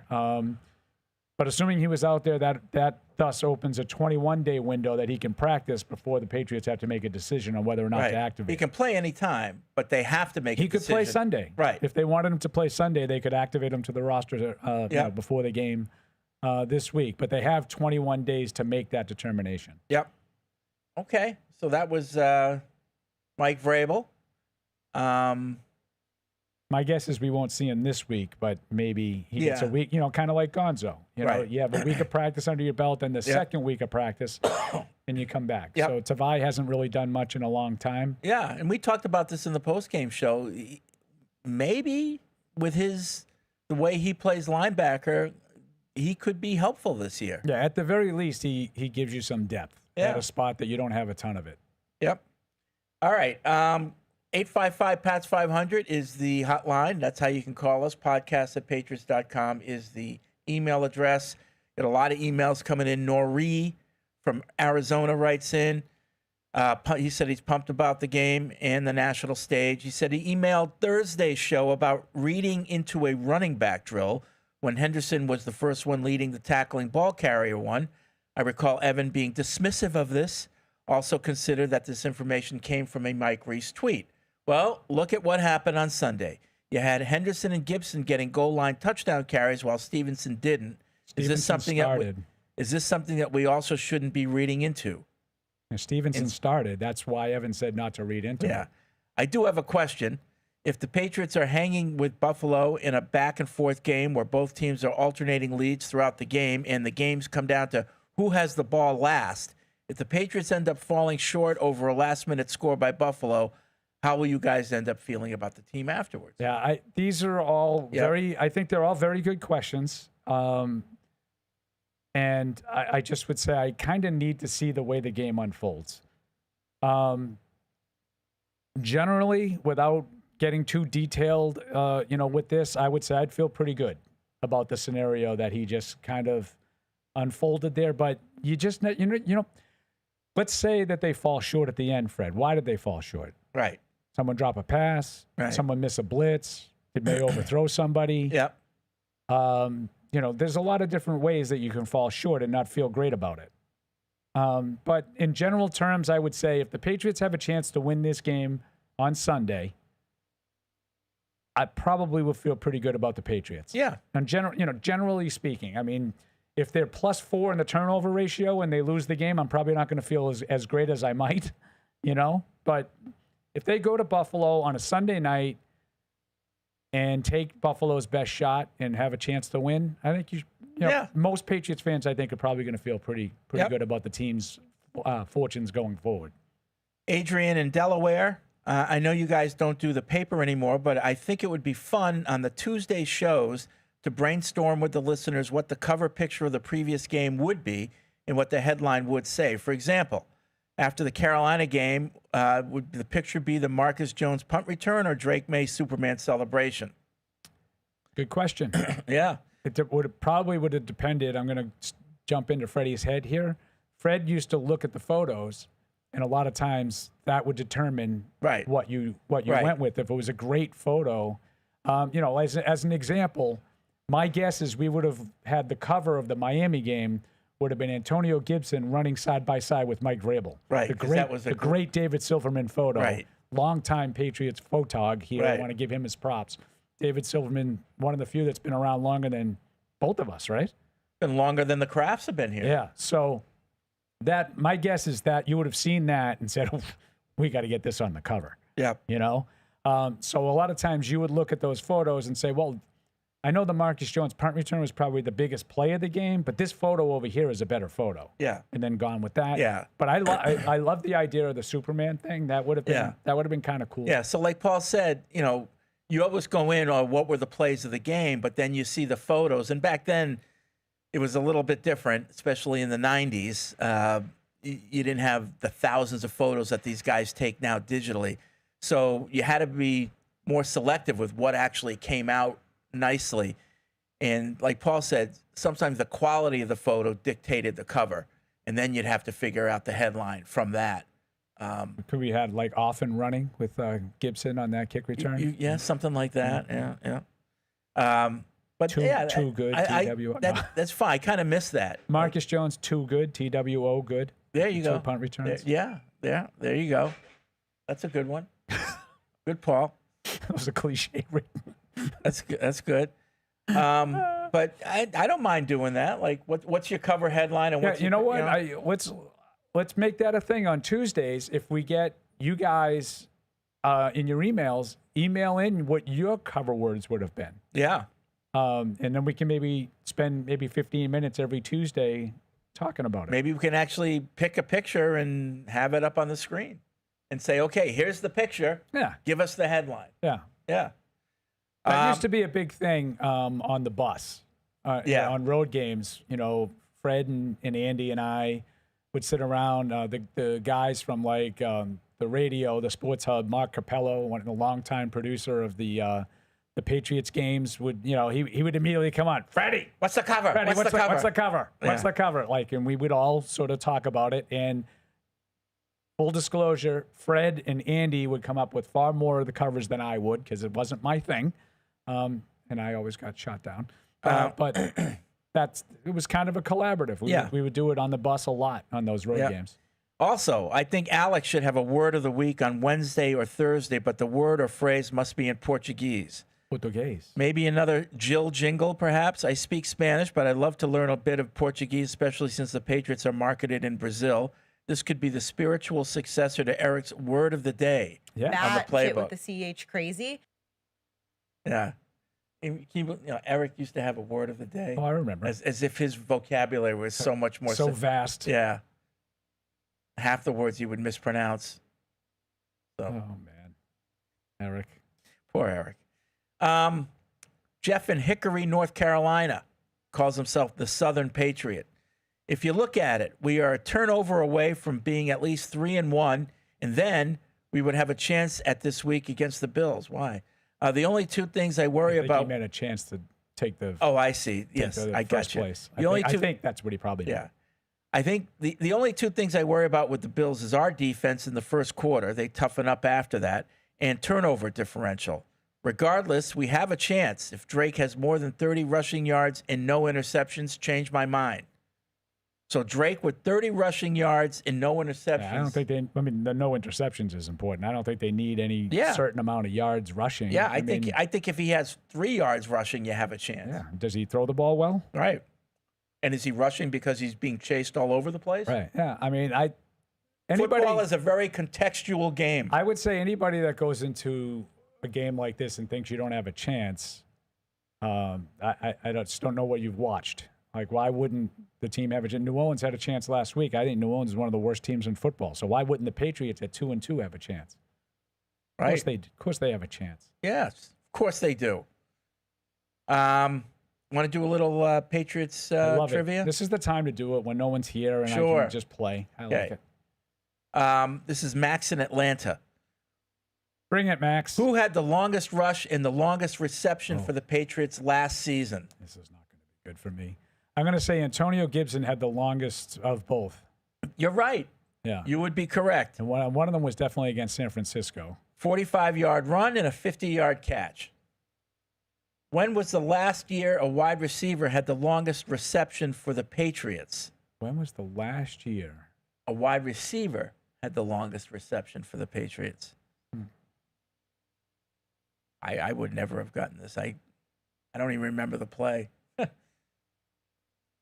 I'll give you the year. Want me to give you the year? Yeah, give me the year. I'll see if I know. 2021. Oh, so would this be like a Jacksonville or a Jets game? I don't know. He doesn't have the bomb? game. No. Yeah. No. I'll give you the yardage. 75 yards. No. It was a long play. No Kendrick idea. Bourne. Dallas overtime. The overtime loss at home against Dallas, 75-yarder that gave them the lead in the fourth quarter. Mac Jones had a nice pass. Yeah, I mean, it actually should have been picked, but yeah. It was a 75-yard touchdown to Bourne. The play after, Jones had just thrown a pick six. Okay. In 2004, one player on the Patriots had a 100% completion percentage. Who was it? What year? 2004. This is kind of a trick question. 2004. Adam Vinatieri. That's correct. One pass, one touchdown. 4 yards, Troy Brown at Rams. Yep. And that was also a game where Troy Brown played cornerback, right? He Or played safety. He played defense in that game. Yep. Yeah. In 2015, we won our first 10 games. What city were we playing in when we lost our first game that season? 2015, they won their first 10? Yeah. Now, come on. This game has a name. Would not have remembered that. Harper's Muff. Yeah. Denver. That was their first loss that year? Yeah, they were 10-0 going into that game. Remember that? So I remember they lost. And Gronkowski had the injury They that we lost thought. 4 out of the last 6, I believe. Yeah. And all of them fell at least partly on the shoulders of Bill Belichick. Yeah. I've gone through that. Those are my greatest hits. Okay. 2015. All right. Yeah. Kicking off in overtime. Kicking off in overtime at the Jets. Harper's Muff. You take a kid off the practice squad, put him back to return a punt in the fourth quarter in a snowstorm. Right. That's a good move. In 2005. We're just going to run Steven Jackson every play in Miami. Yep, the corpse of Steven Jackson. Now you got me all riled up. That was a tough year. That was a tough year. Should have been better. In 05, we lost in the same city in week 6 and in the divisional round. Where were those games played? Denver. Again, obviously, he says. Yeah. Yep. That one's more obvious. And finally, one team has played 4 home games this season. Which team is it? You mean after Sunday? I don't know. No one's played 4 home games. Okay, this so season. after Sunday. Buffalo. We talked about this on Sunday. Well, he says Denver, but it's just a joke. Oh. Yeah. I thought he was being serious. Yeah. Because of this is weird. I don't really recall this. Buffalo's going to play at home Sunday night. It's Yeah. going to be 4 of their first 5 at home. Yeah. That's a lot. We thought it might have something to do with the stadium, but we looked at the end of Yeah. the year. They're also playing at home then. Too. That's why I thought I was, he was being serious. Yes, but Denver is at home every week. P.S. Yesterday, you guys talked about Higgins being traded since he's a free agent. Yeah, but I was wrong on that. We got that. I was definitely wrong on that one. See, it's not that hard. When you have the wrong information, you just say, I was wrong. Yep. Wisconsin Glenn writes in, the Bills haven't played a good NFL team yet. Ravens, well, they are a good team. Jets, Miami, and Saints aren't good. The Patriots could be a step up in competition. They need to leverage their offense and special teams. The defense will be under duress.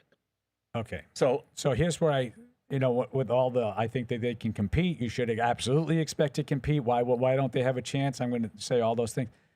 So if we're not counting Baltimore as a good team, who have the Patriots played? Right.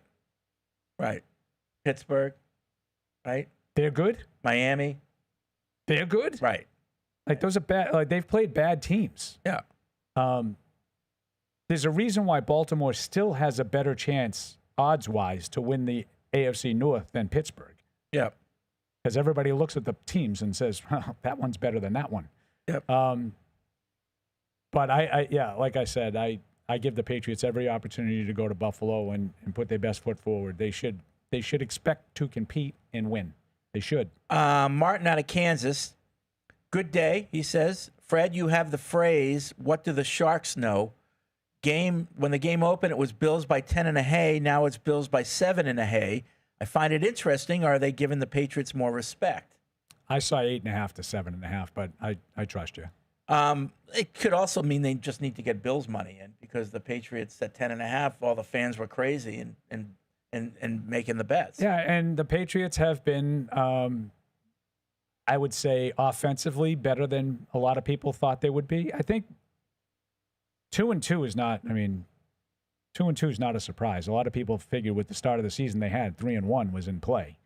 So 2-2 was not a surprise, but I would say the offense has been a little bit of a surprise. Don't you think that they've been better offensively? Well, I thought they would be better.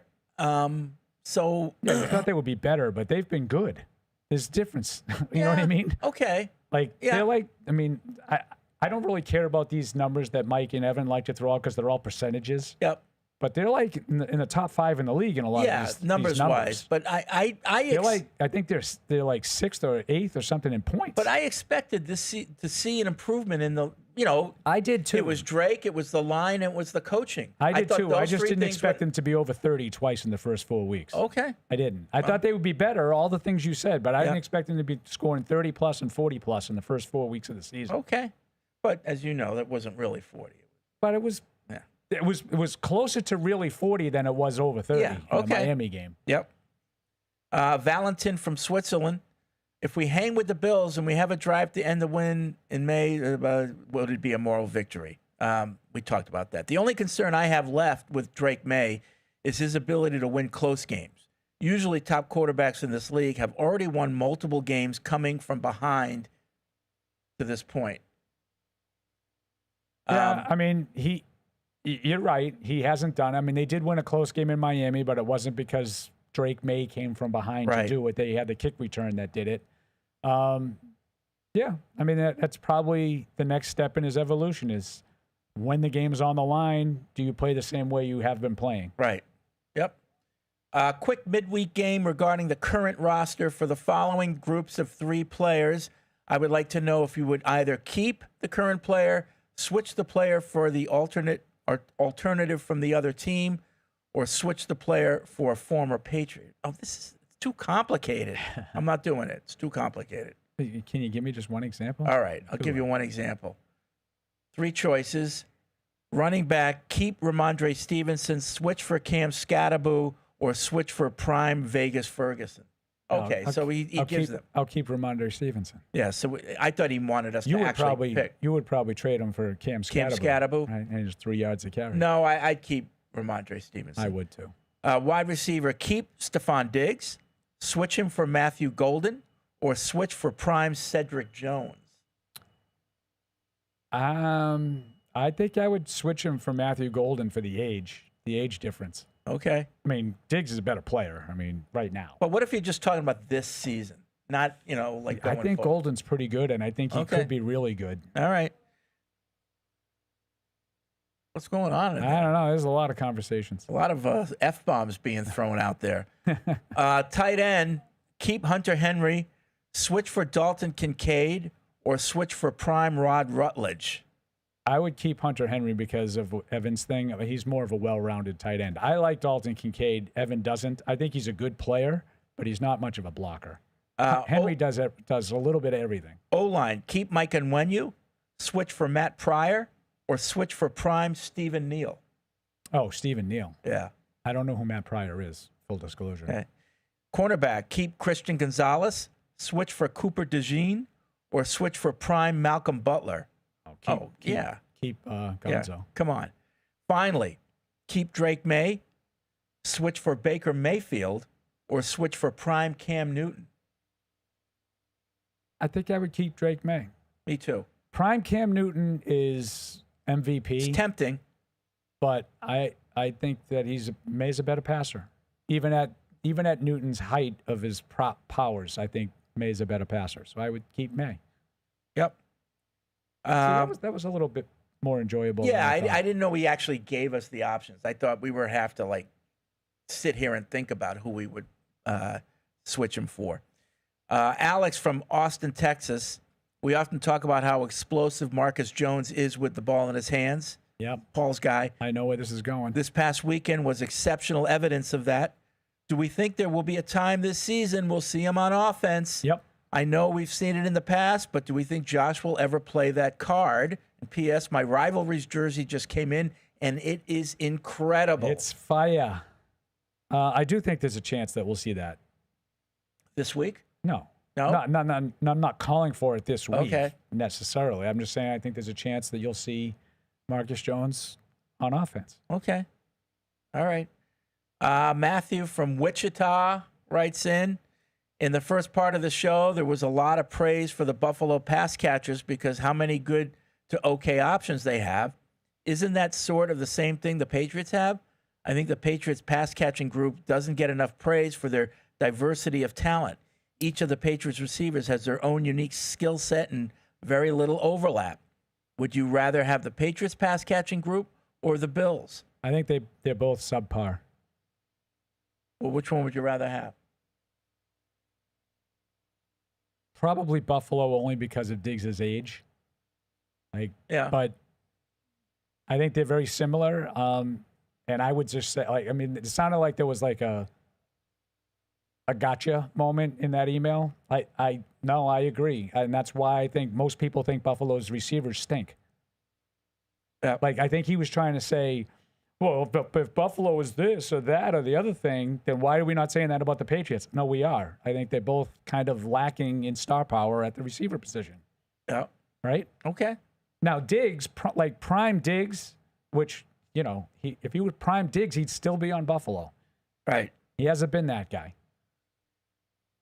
Gavin writes in, if the Patriots somehow pull off the win, what are you guys' thoughts on trying to trade for A.J. Brown, and how great would this benefit the team going forward? I'd be interested in trading for A.J. Brown, win, lose, or right draw now. Yeah, Sunday. sure.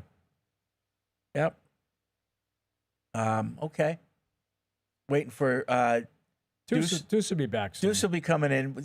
We don't get the heads up anymore. He just storms in. No, it's become a thing. Yeah. It's become a thing. Somebody said that just prior to the song, there should be that noise that Stone Cold Steve Austin that's did Austin's when music. he smashes through.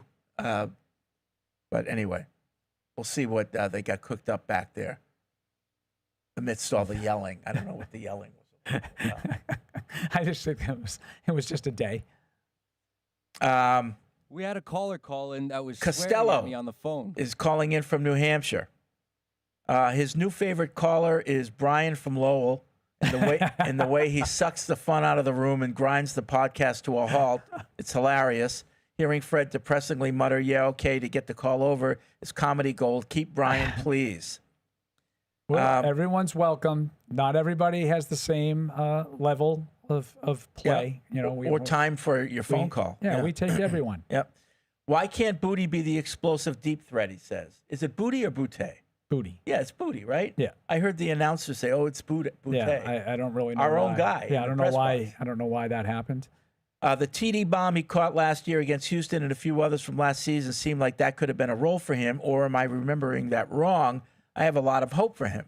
So I would say that he has gotten deep a few times, but don't confuse that with being a consistent deep threat. I don't think he has great straight line speed, but he has shown the ability to get open deep on occasion. And they really haven't tried a lot of those. They have tried a few of them. Yep.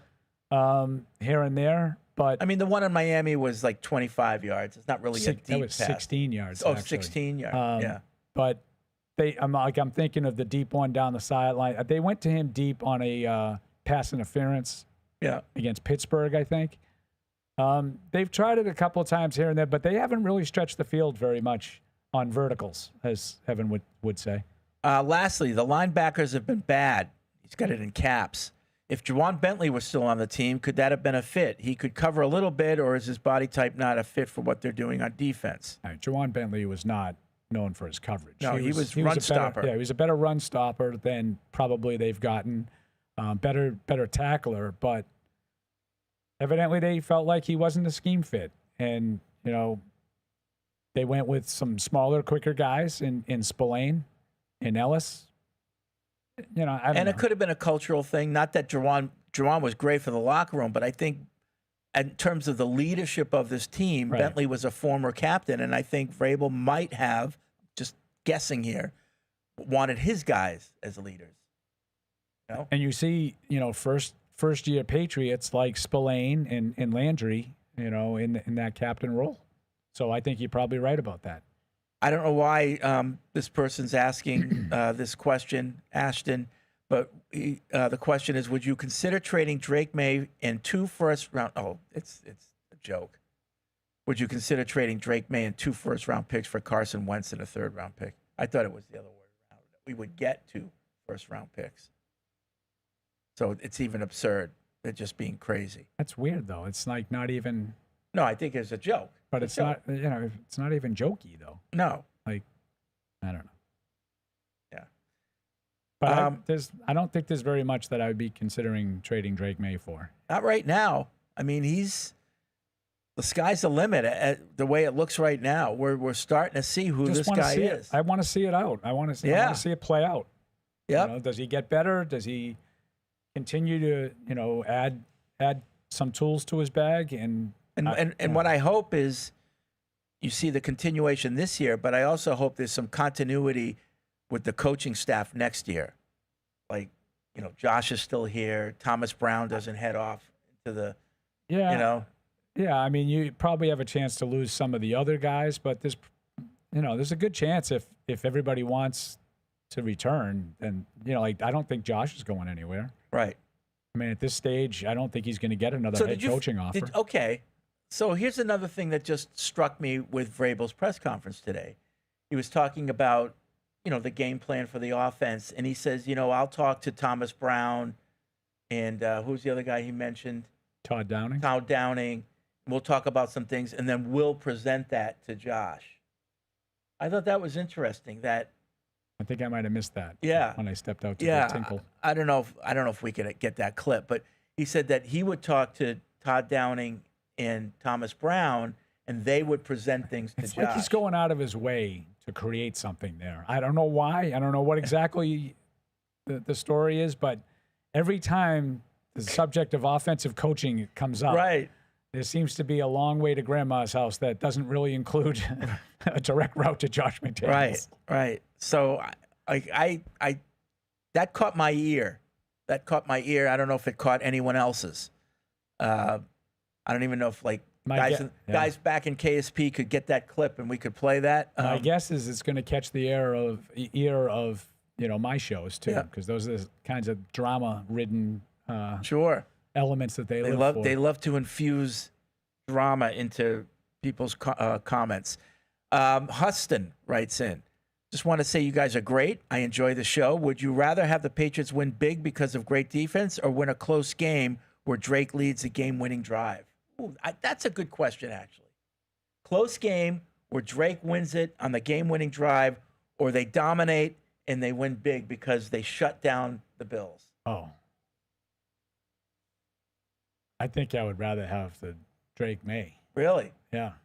You don't want to see the defense come alive and shut down the Bills? Again, as long as it's a W, I'm not going to sit there and throw it away. Well, nobody is. This an either or here. I think the thing that is most sustainable is offense. Drake May. If he can be that, I'll take that. But we've seen the offense starting to get better. We still have some questions on the defense. This would be great for this to be a defensive Personally, game. I would think to myself, you asked me my opinion. I would look at it as a one-off, whereas I think it's a continuation of Drake May's But you can't have a two-off until you have a one-off, Paul. Yeah. I mean, I just don't think there's a lot of teams in the league that consistently shut down good offenses. I don't care who you are. I don't know. Patriots or I tell anybody you, else. If we had a big defensive game, they should get me off. Like we're talking about, like earlier in the show, we had Jack in Ann Arbor tell us about how the secret to stopping Baltimore was X, Y, and Z. I see a hand raised. And okay. And Baltimore, the secret to stopping Baltimore was limiting to 30 points. Right. Like that to me is that, and I agree with Jack. I think Detroit played well that night defensively. Yep. That's why, like, if they won the game like 38-10 and the defense was just suffocating, I would say great. It's a great win.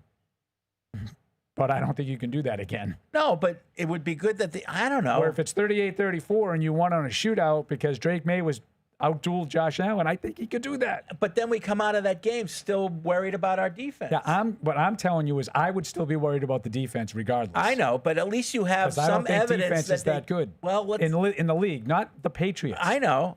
Defense in general in the league is. I agree. I know that there's a lot of talk about these college gimmicky offenses are way behind. And, it's hard to play defense they can't, in the NFL. No, the scoring is just there on a consistent basis. For the record, I would take the big win with a defensive shutdown. So I'll take that. I have those numbers that I was talking to you about a while ago about Vrabel as an underdog. Yep. So I asked Mike to send me the actual data. Regular and postseason games as a 7.5 point or more underdog. So that's what the Patriots are, 7.5 point underdogs. 7.5 or more underdogs. Vrabel was 4-4 as the Tennessee coach. The rest of the league in that situation was 67 and 327 for a winning percentage of 17%.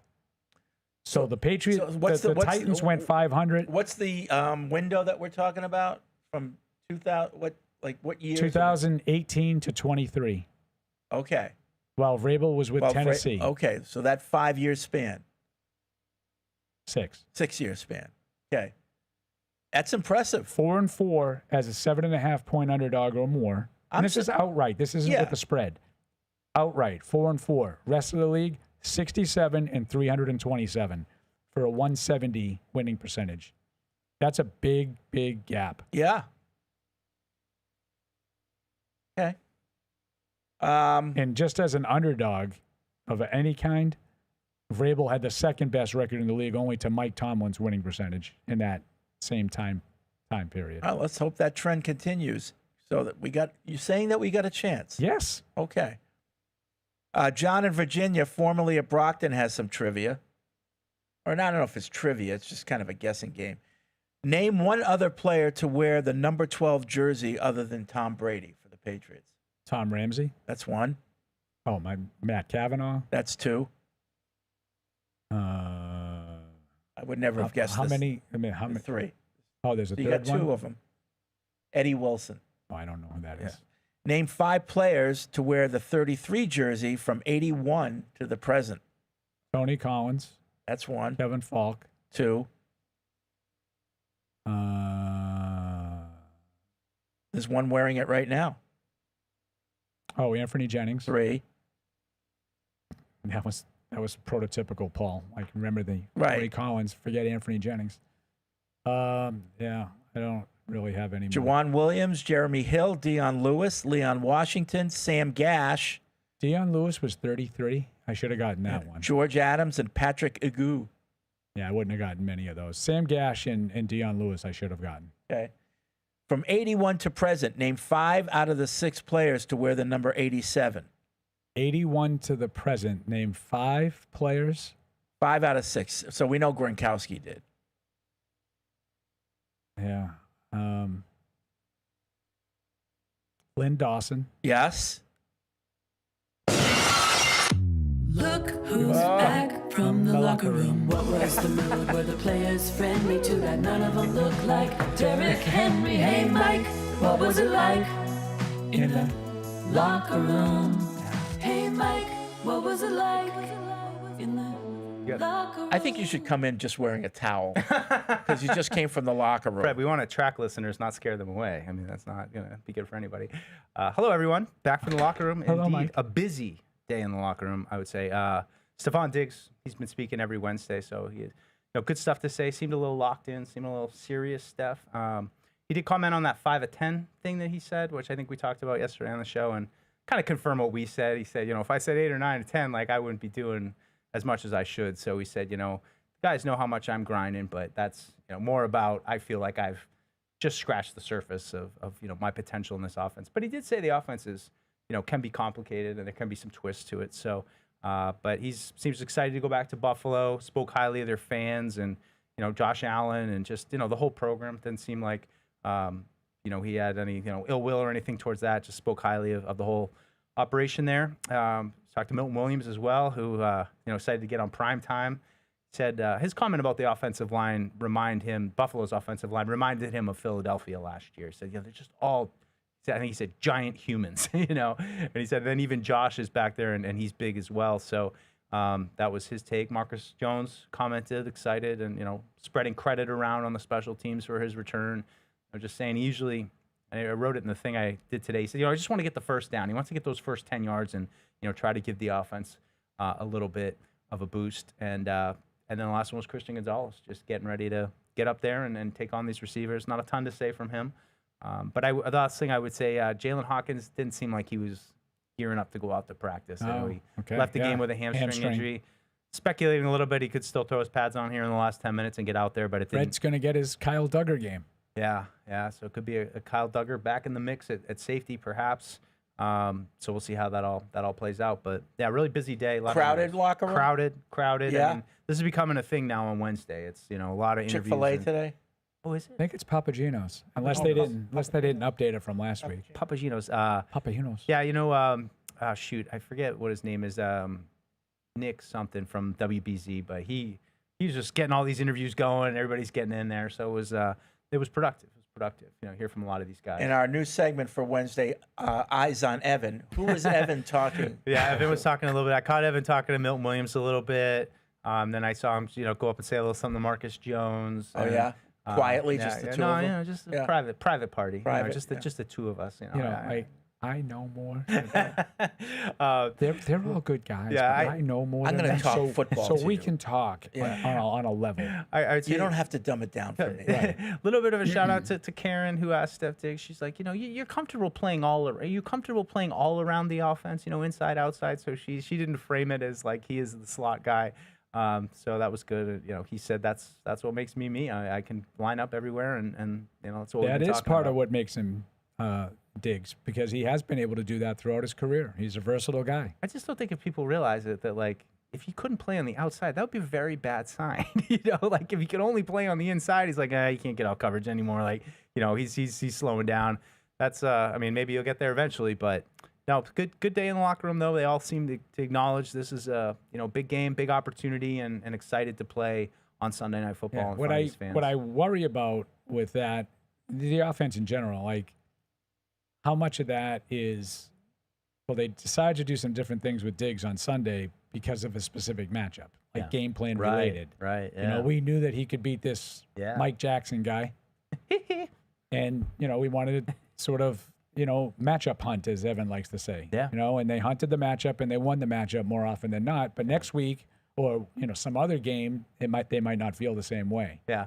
I don't know. My apologies to whoever wrote in and reprimanded me for rooting for the Bills a little bit. Wow, this really stuck with you throughout the locker room period. No, but it's just like, and now you go in there when you were in there. Well, you listen to the players, and I'm like, they're saying the same thing we say. They're all just, and really impressed with what good players they have on this team, and especially Josh Allen. It's, everyone knows how good he is. I think someone of the question was like, what makes him so good? And then someone was like, just turn on the tape, like everything. Fred will tell you, it used to bug me when, when your team beats another team, and you spent that whole week saying how bad the other team is, how overrated they are, and I would just look and say, then what have you done? What have you accomplished? Yeah, right. I mean, you beat Josh Allen. He's a stiff. You told me all week he was overrated. He hasn't beaten anybody all year. Yeah. And obviously that's not happening this week. I'm just right. No, but that would happen during the dynasty. That would happen every week. Right. Yeah. And then I was supposed to come in on Tuesday for the next show. Peyton Manning stinks. And no, I was supposed to say how wonderful the Patriots were for shutting that said stiff down. Yeah. Like you told me that was going to happen. You were right. I don't know what you're so excited about now. Yeah. Yeah. Yeah. No, it's right. They got. So that's why you do the Belichick way. You pump up your opponent. But I'm not pumping them up. No, but. I'm analyzing what I think. No, I know. Right.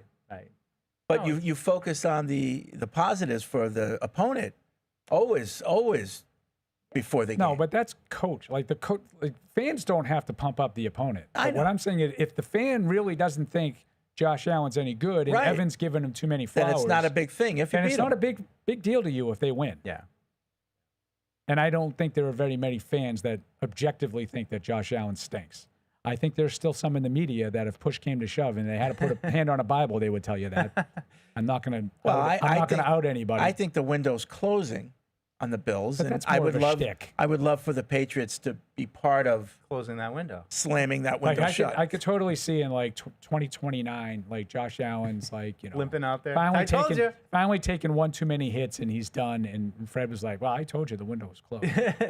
I mean, that might be the most, or not the most, but one of the most impressive things to me is just with the amount of contact that he takes. I think Vrabel said contact courage today. I like that. That he hasn't. What about injured route more, integrity? Route integrity. I don't like that one as much, but Yeah. contact courage is a good Mike, so while you were gone, we were talking about the Vrabel press conference a little bit, and there was one part that I noticed. Yeah. He was talking about the offensive game plan, and he said that he will talk with Thomas Brown and Todd Downing, and then they'll present it to Josh. Oh. Did you catch that? Oh, I didn't catch that, but that would be. I didn't catch that it would be either, interesting. but that might have been when I stepped out. Yeah. No, I did not catch that. I just. I wish that. So I sometimes just they were picture aware like of Josh sitting in the offensive Bring room me Vrabel's in this, kind of offensive throne, and then they come and here's what we have for you this week. Put it in the game plan. This will not be used. That will not be used. Well, I do remember the Lord of the Manor all of a sudden. I do remember quite specifically in that NFL Network documentary on Belichick from the 2009 season. Oh, yeah. And Brady is sitting with Belichick in Belichick's office, and they're going over this, that, and the other thing about down to Billy O. And he goes, right "Okay." behind He you. goes, "Okay, I'm gonna go check in with Billy O." Like, so clearly, the game plan was being discussed with Belichick and Brady, and then they went and presented it. Yeah. So now Billy O. that it could be a similar thing. Yeah. Maybe. I don't know. I mean, I just. Why didn't anyone else hear that? I don't know. We'll check the transcript on that, but Matt Morrell, they couldn't find that clip for me. What's that? I have the audio. He has the audio, I believe. Oh, let's play it. Talk with Todd and Thomas and get some preliminary thoughts and some things that we may like, and then be able to present it to Josh as we work through the week. So, those guys are as involved as they always have been. Okay. So I did hear that no, correctly. That's interesting. That's interesting. And I mean, I don't know. I think it's interesting. I just wish that maybe we could be a little bit more aware of the storylines and just kind of, Bill used to know what the storylines were and purposely take steps to make sure you're cutting those things off at the pass. And I think there's the opposite giving going flowers. on. Oh yeah, I do. Uh-oh. Soap opera time. As the Patriots turn. Well, I don't know if it's, it could be. I'm not saying it couldn't be, but I just take it how do they do things? Yeah. What's the procedure on getting, the offensive game plan? I just think it's interesting that Vrabel is part of that preliminary crew that then presents it to Josh. It's not like, okay, the crew presents it to Josh, Josh comes up with the plan, and then Vrabel okays it. Yeah. It seems like it's the other way around. Right. Right. Like now, ultimately, maybe still Vrabel has the final say. Who knows? But it's just to me interesting. Did he say Thomas and Todd? Is that what their names? Yeah. Downing? Okay. Yeah. I just want to make sure. Todd I had that Downing. straight. Right. The wide receivers coach and the pass game coordinator. Right. Okay. Yeah. I mean, it's maybe someone has to follow up, see exactly what the methodology is. Again, like it's another thing behind the screen that you don't really know of. How are these things organized and right. That's all. I just thought it was interesting. I'm not want to create a soap opera here. Do you remember what other 87s I may have left out? Ben Coates. Oh, yeah, I would have gotten to that. Okay. But I closed. Of course, I came with Lynn Dawson. How about early 2000s receiver? Yeah, David Givens. Yeah, that's one. Mike would have jumped on that one. Okay. Yeah. Yeah, we had a little. 5 guys that were 87 between 81 and Gronk or something like that. But no, with 6 have worn it. But besides Gronk, 5 others. Who are they? Okay. Yeah. Lynn Dawson. Lynn Dawson. Coates. Ben Coates. Yeah. David Givens. And then I closed my computer. Does Jack Westover count? Like he changed, right? From 87 to 37? He did. He did, in fact. All right, that's going to be it for this edition of Patriots Unfiltered. But don't worry, we'll be back tomorrow, Thursday. We're going to do picks. Any preview, Paul? How did the group do? Oh, boy. As a group, how did we do? You just continue. It was not a good week. I'm not asking for myself. It was not a good week for the entirety of the panel. Right. Okay. But once again, you and Alex. Was it particularly terrible for anyone? He asked squeamishly. Yeah, because I think it might have been. I was a little better this week. Okay. I'm still in last place. You'll get back. You'll get your feet someday. Under you. Yeah. Someday. Yeah. You had a tough off season, so you have to get your feet under you. Yeah. You're not in I got playing issues. shape yet. I got issues. Not in playing shape. All right. We'll be back tomorrow. We'll see you then. Hey, this is Deuce. Thanks for tuning into the show. If you really want to help us, make sure you like us wherever you get your podcasts, like Apple Podcasts or Spotify. Also, make sure you follow us on the New England Patriots YouTube channel to see this show and everything else that we do here at the Patriots. Thanks a lot.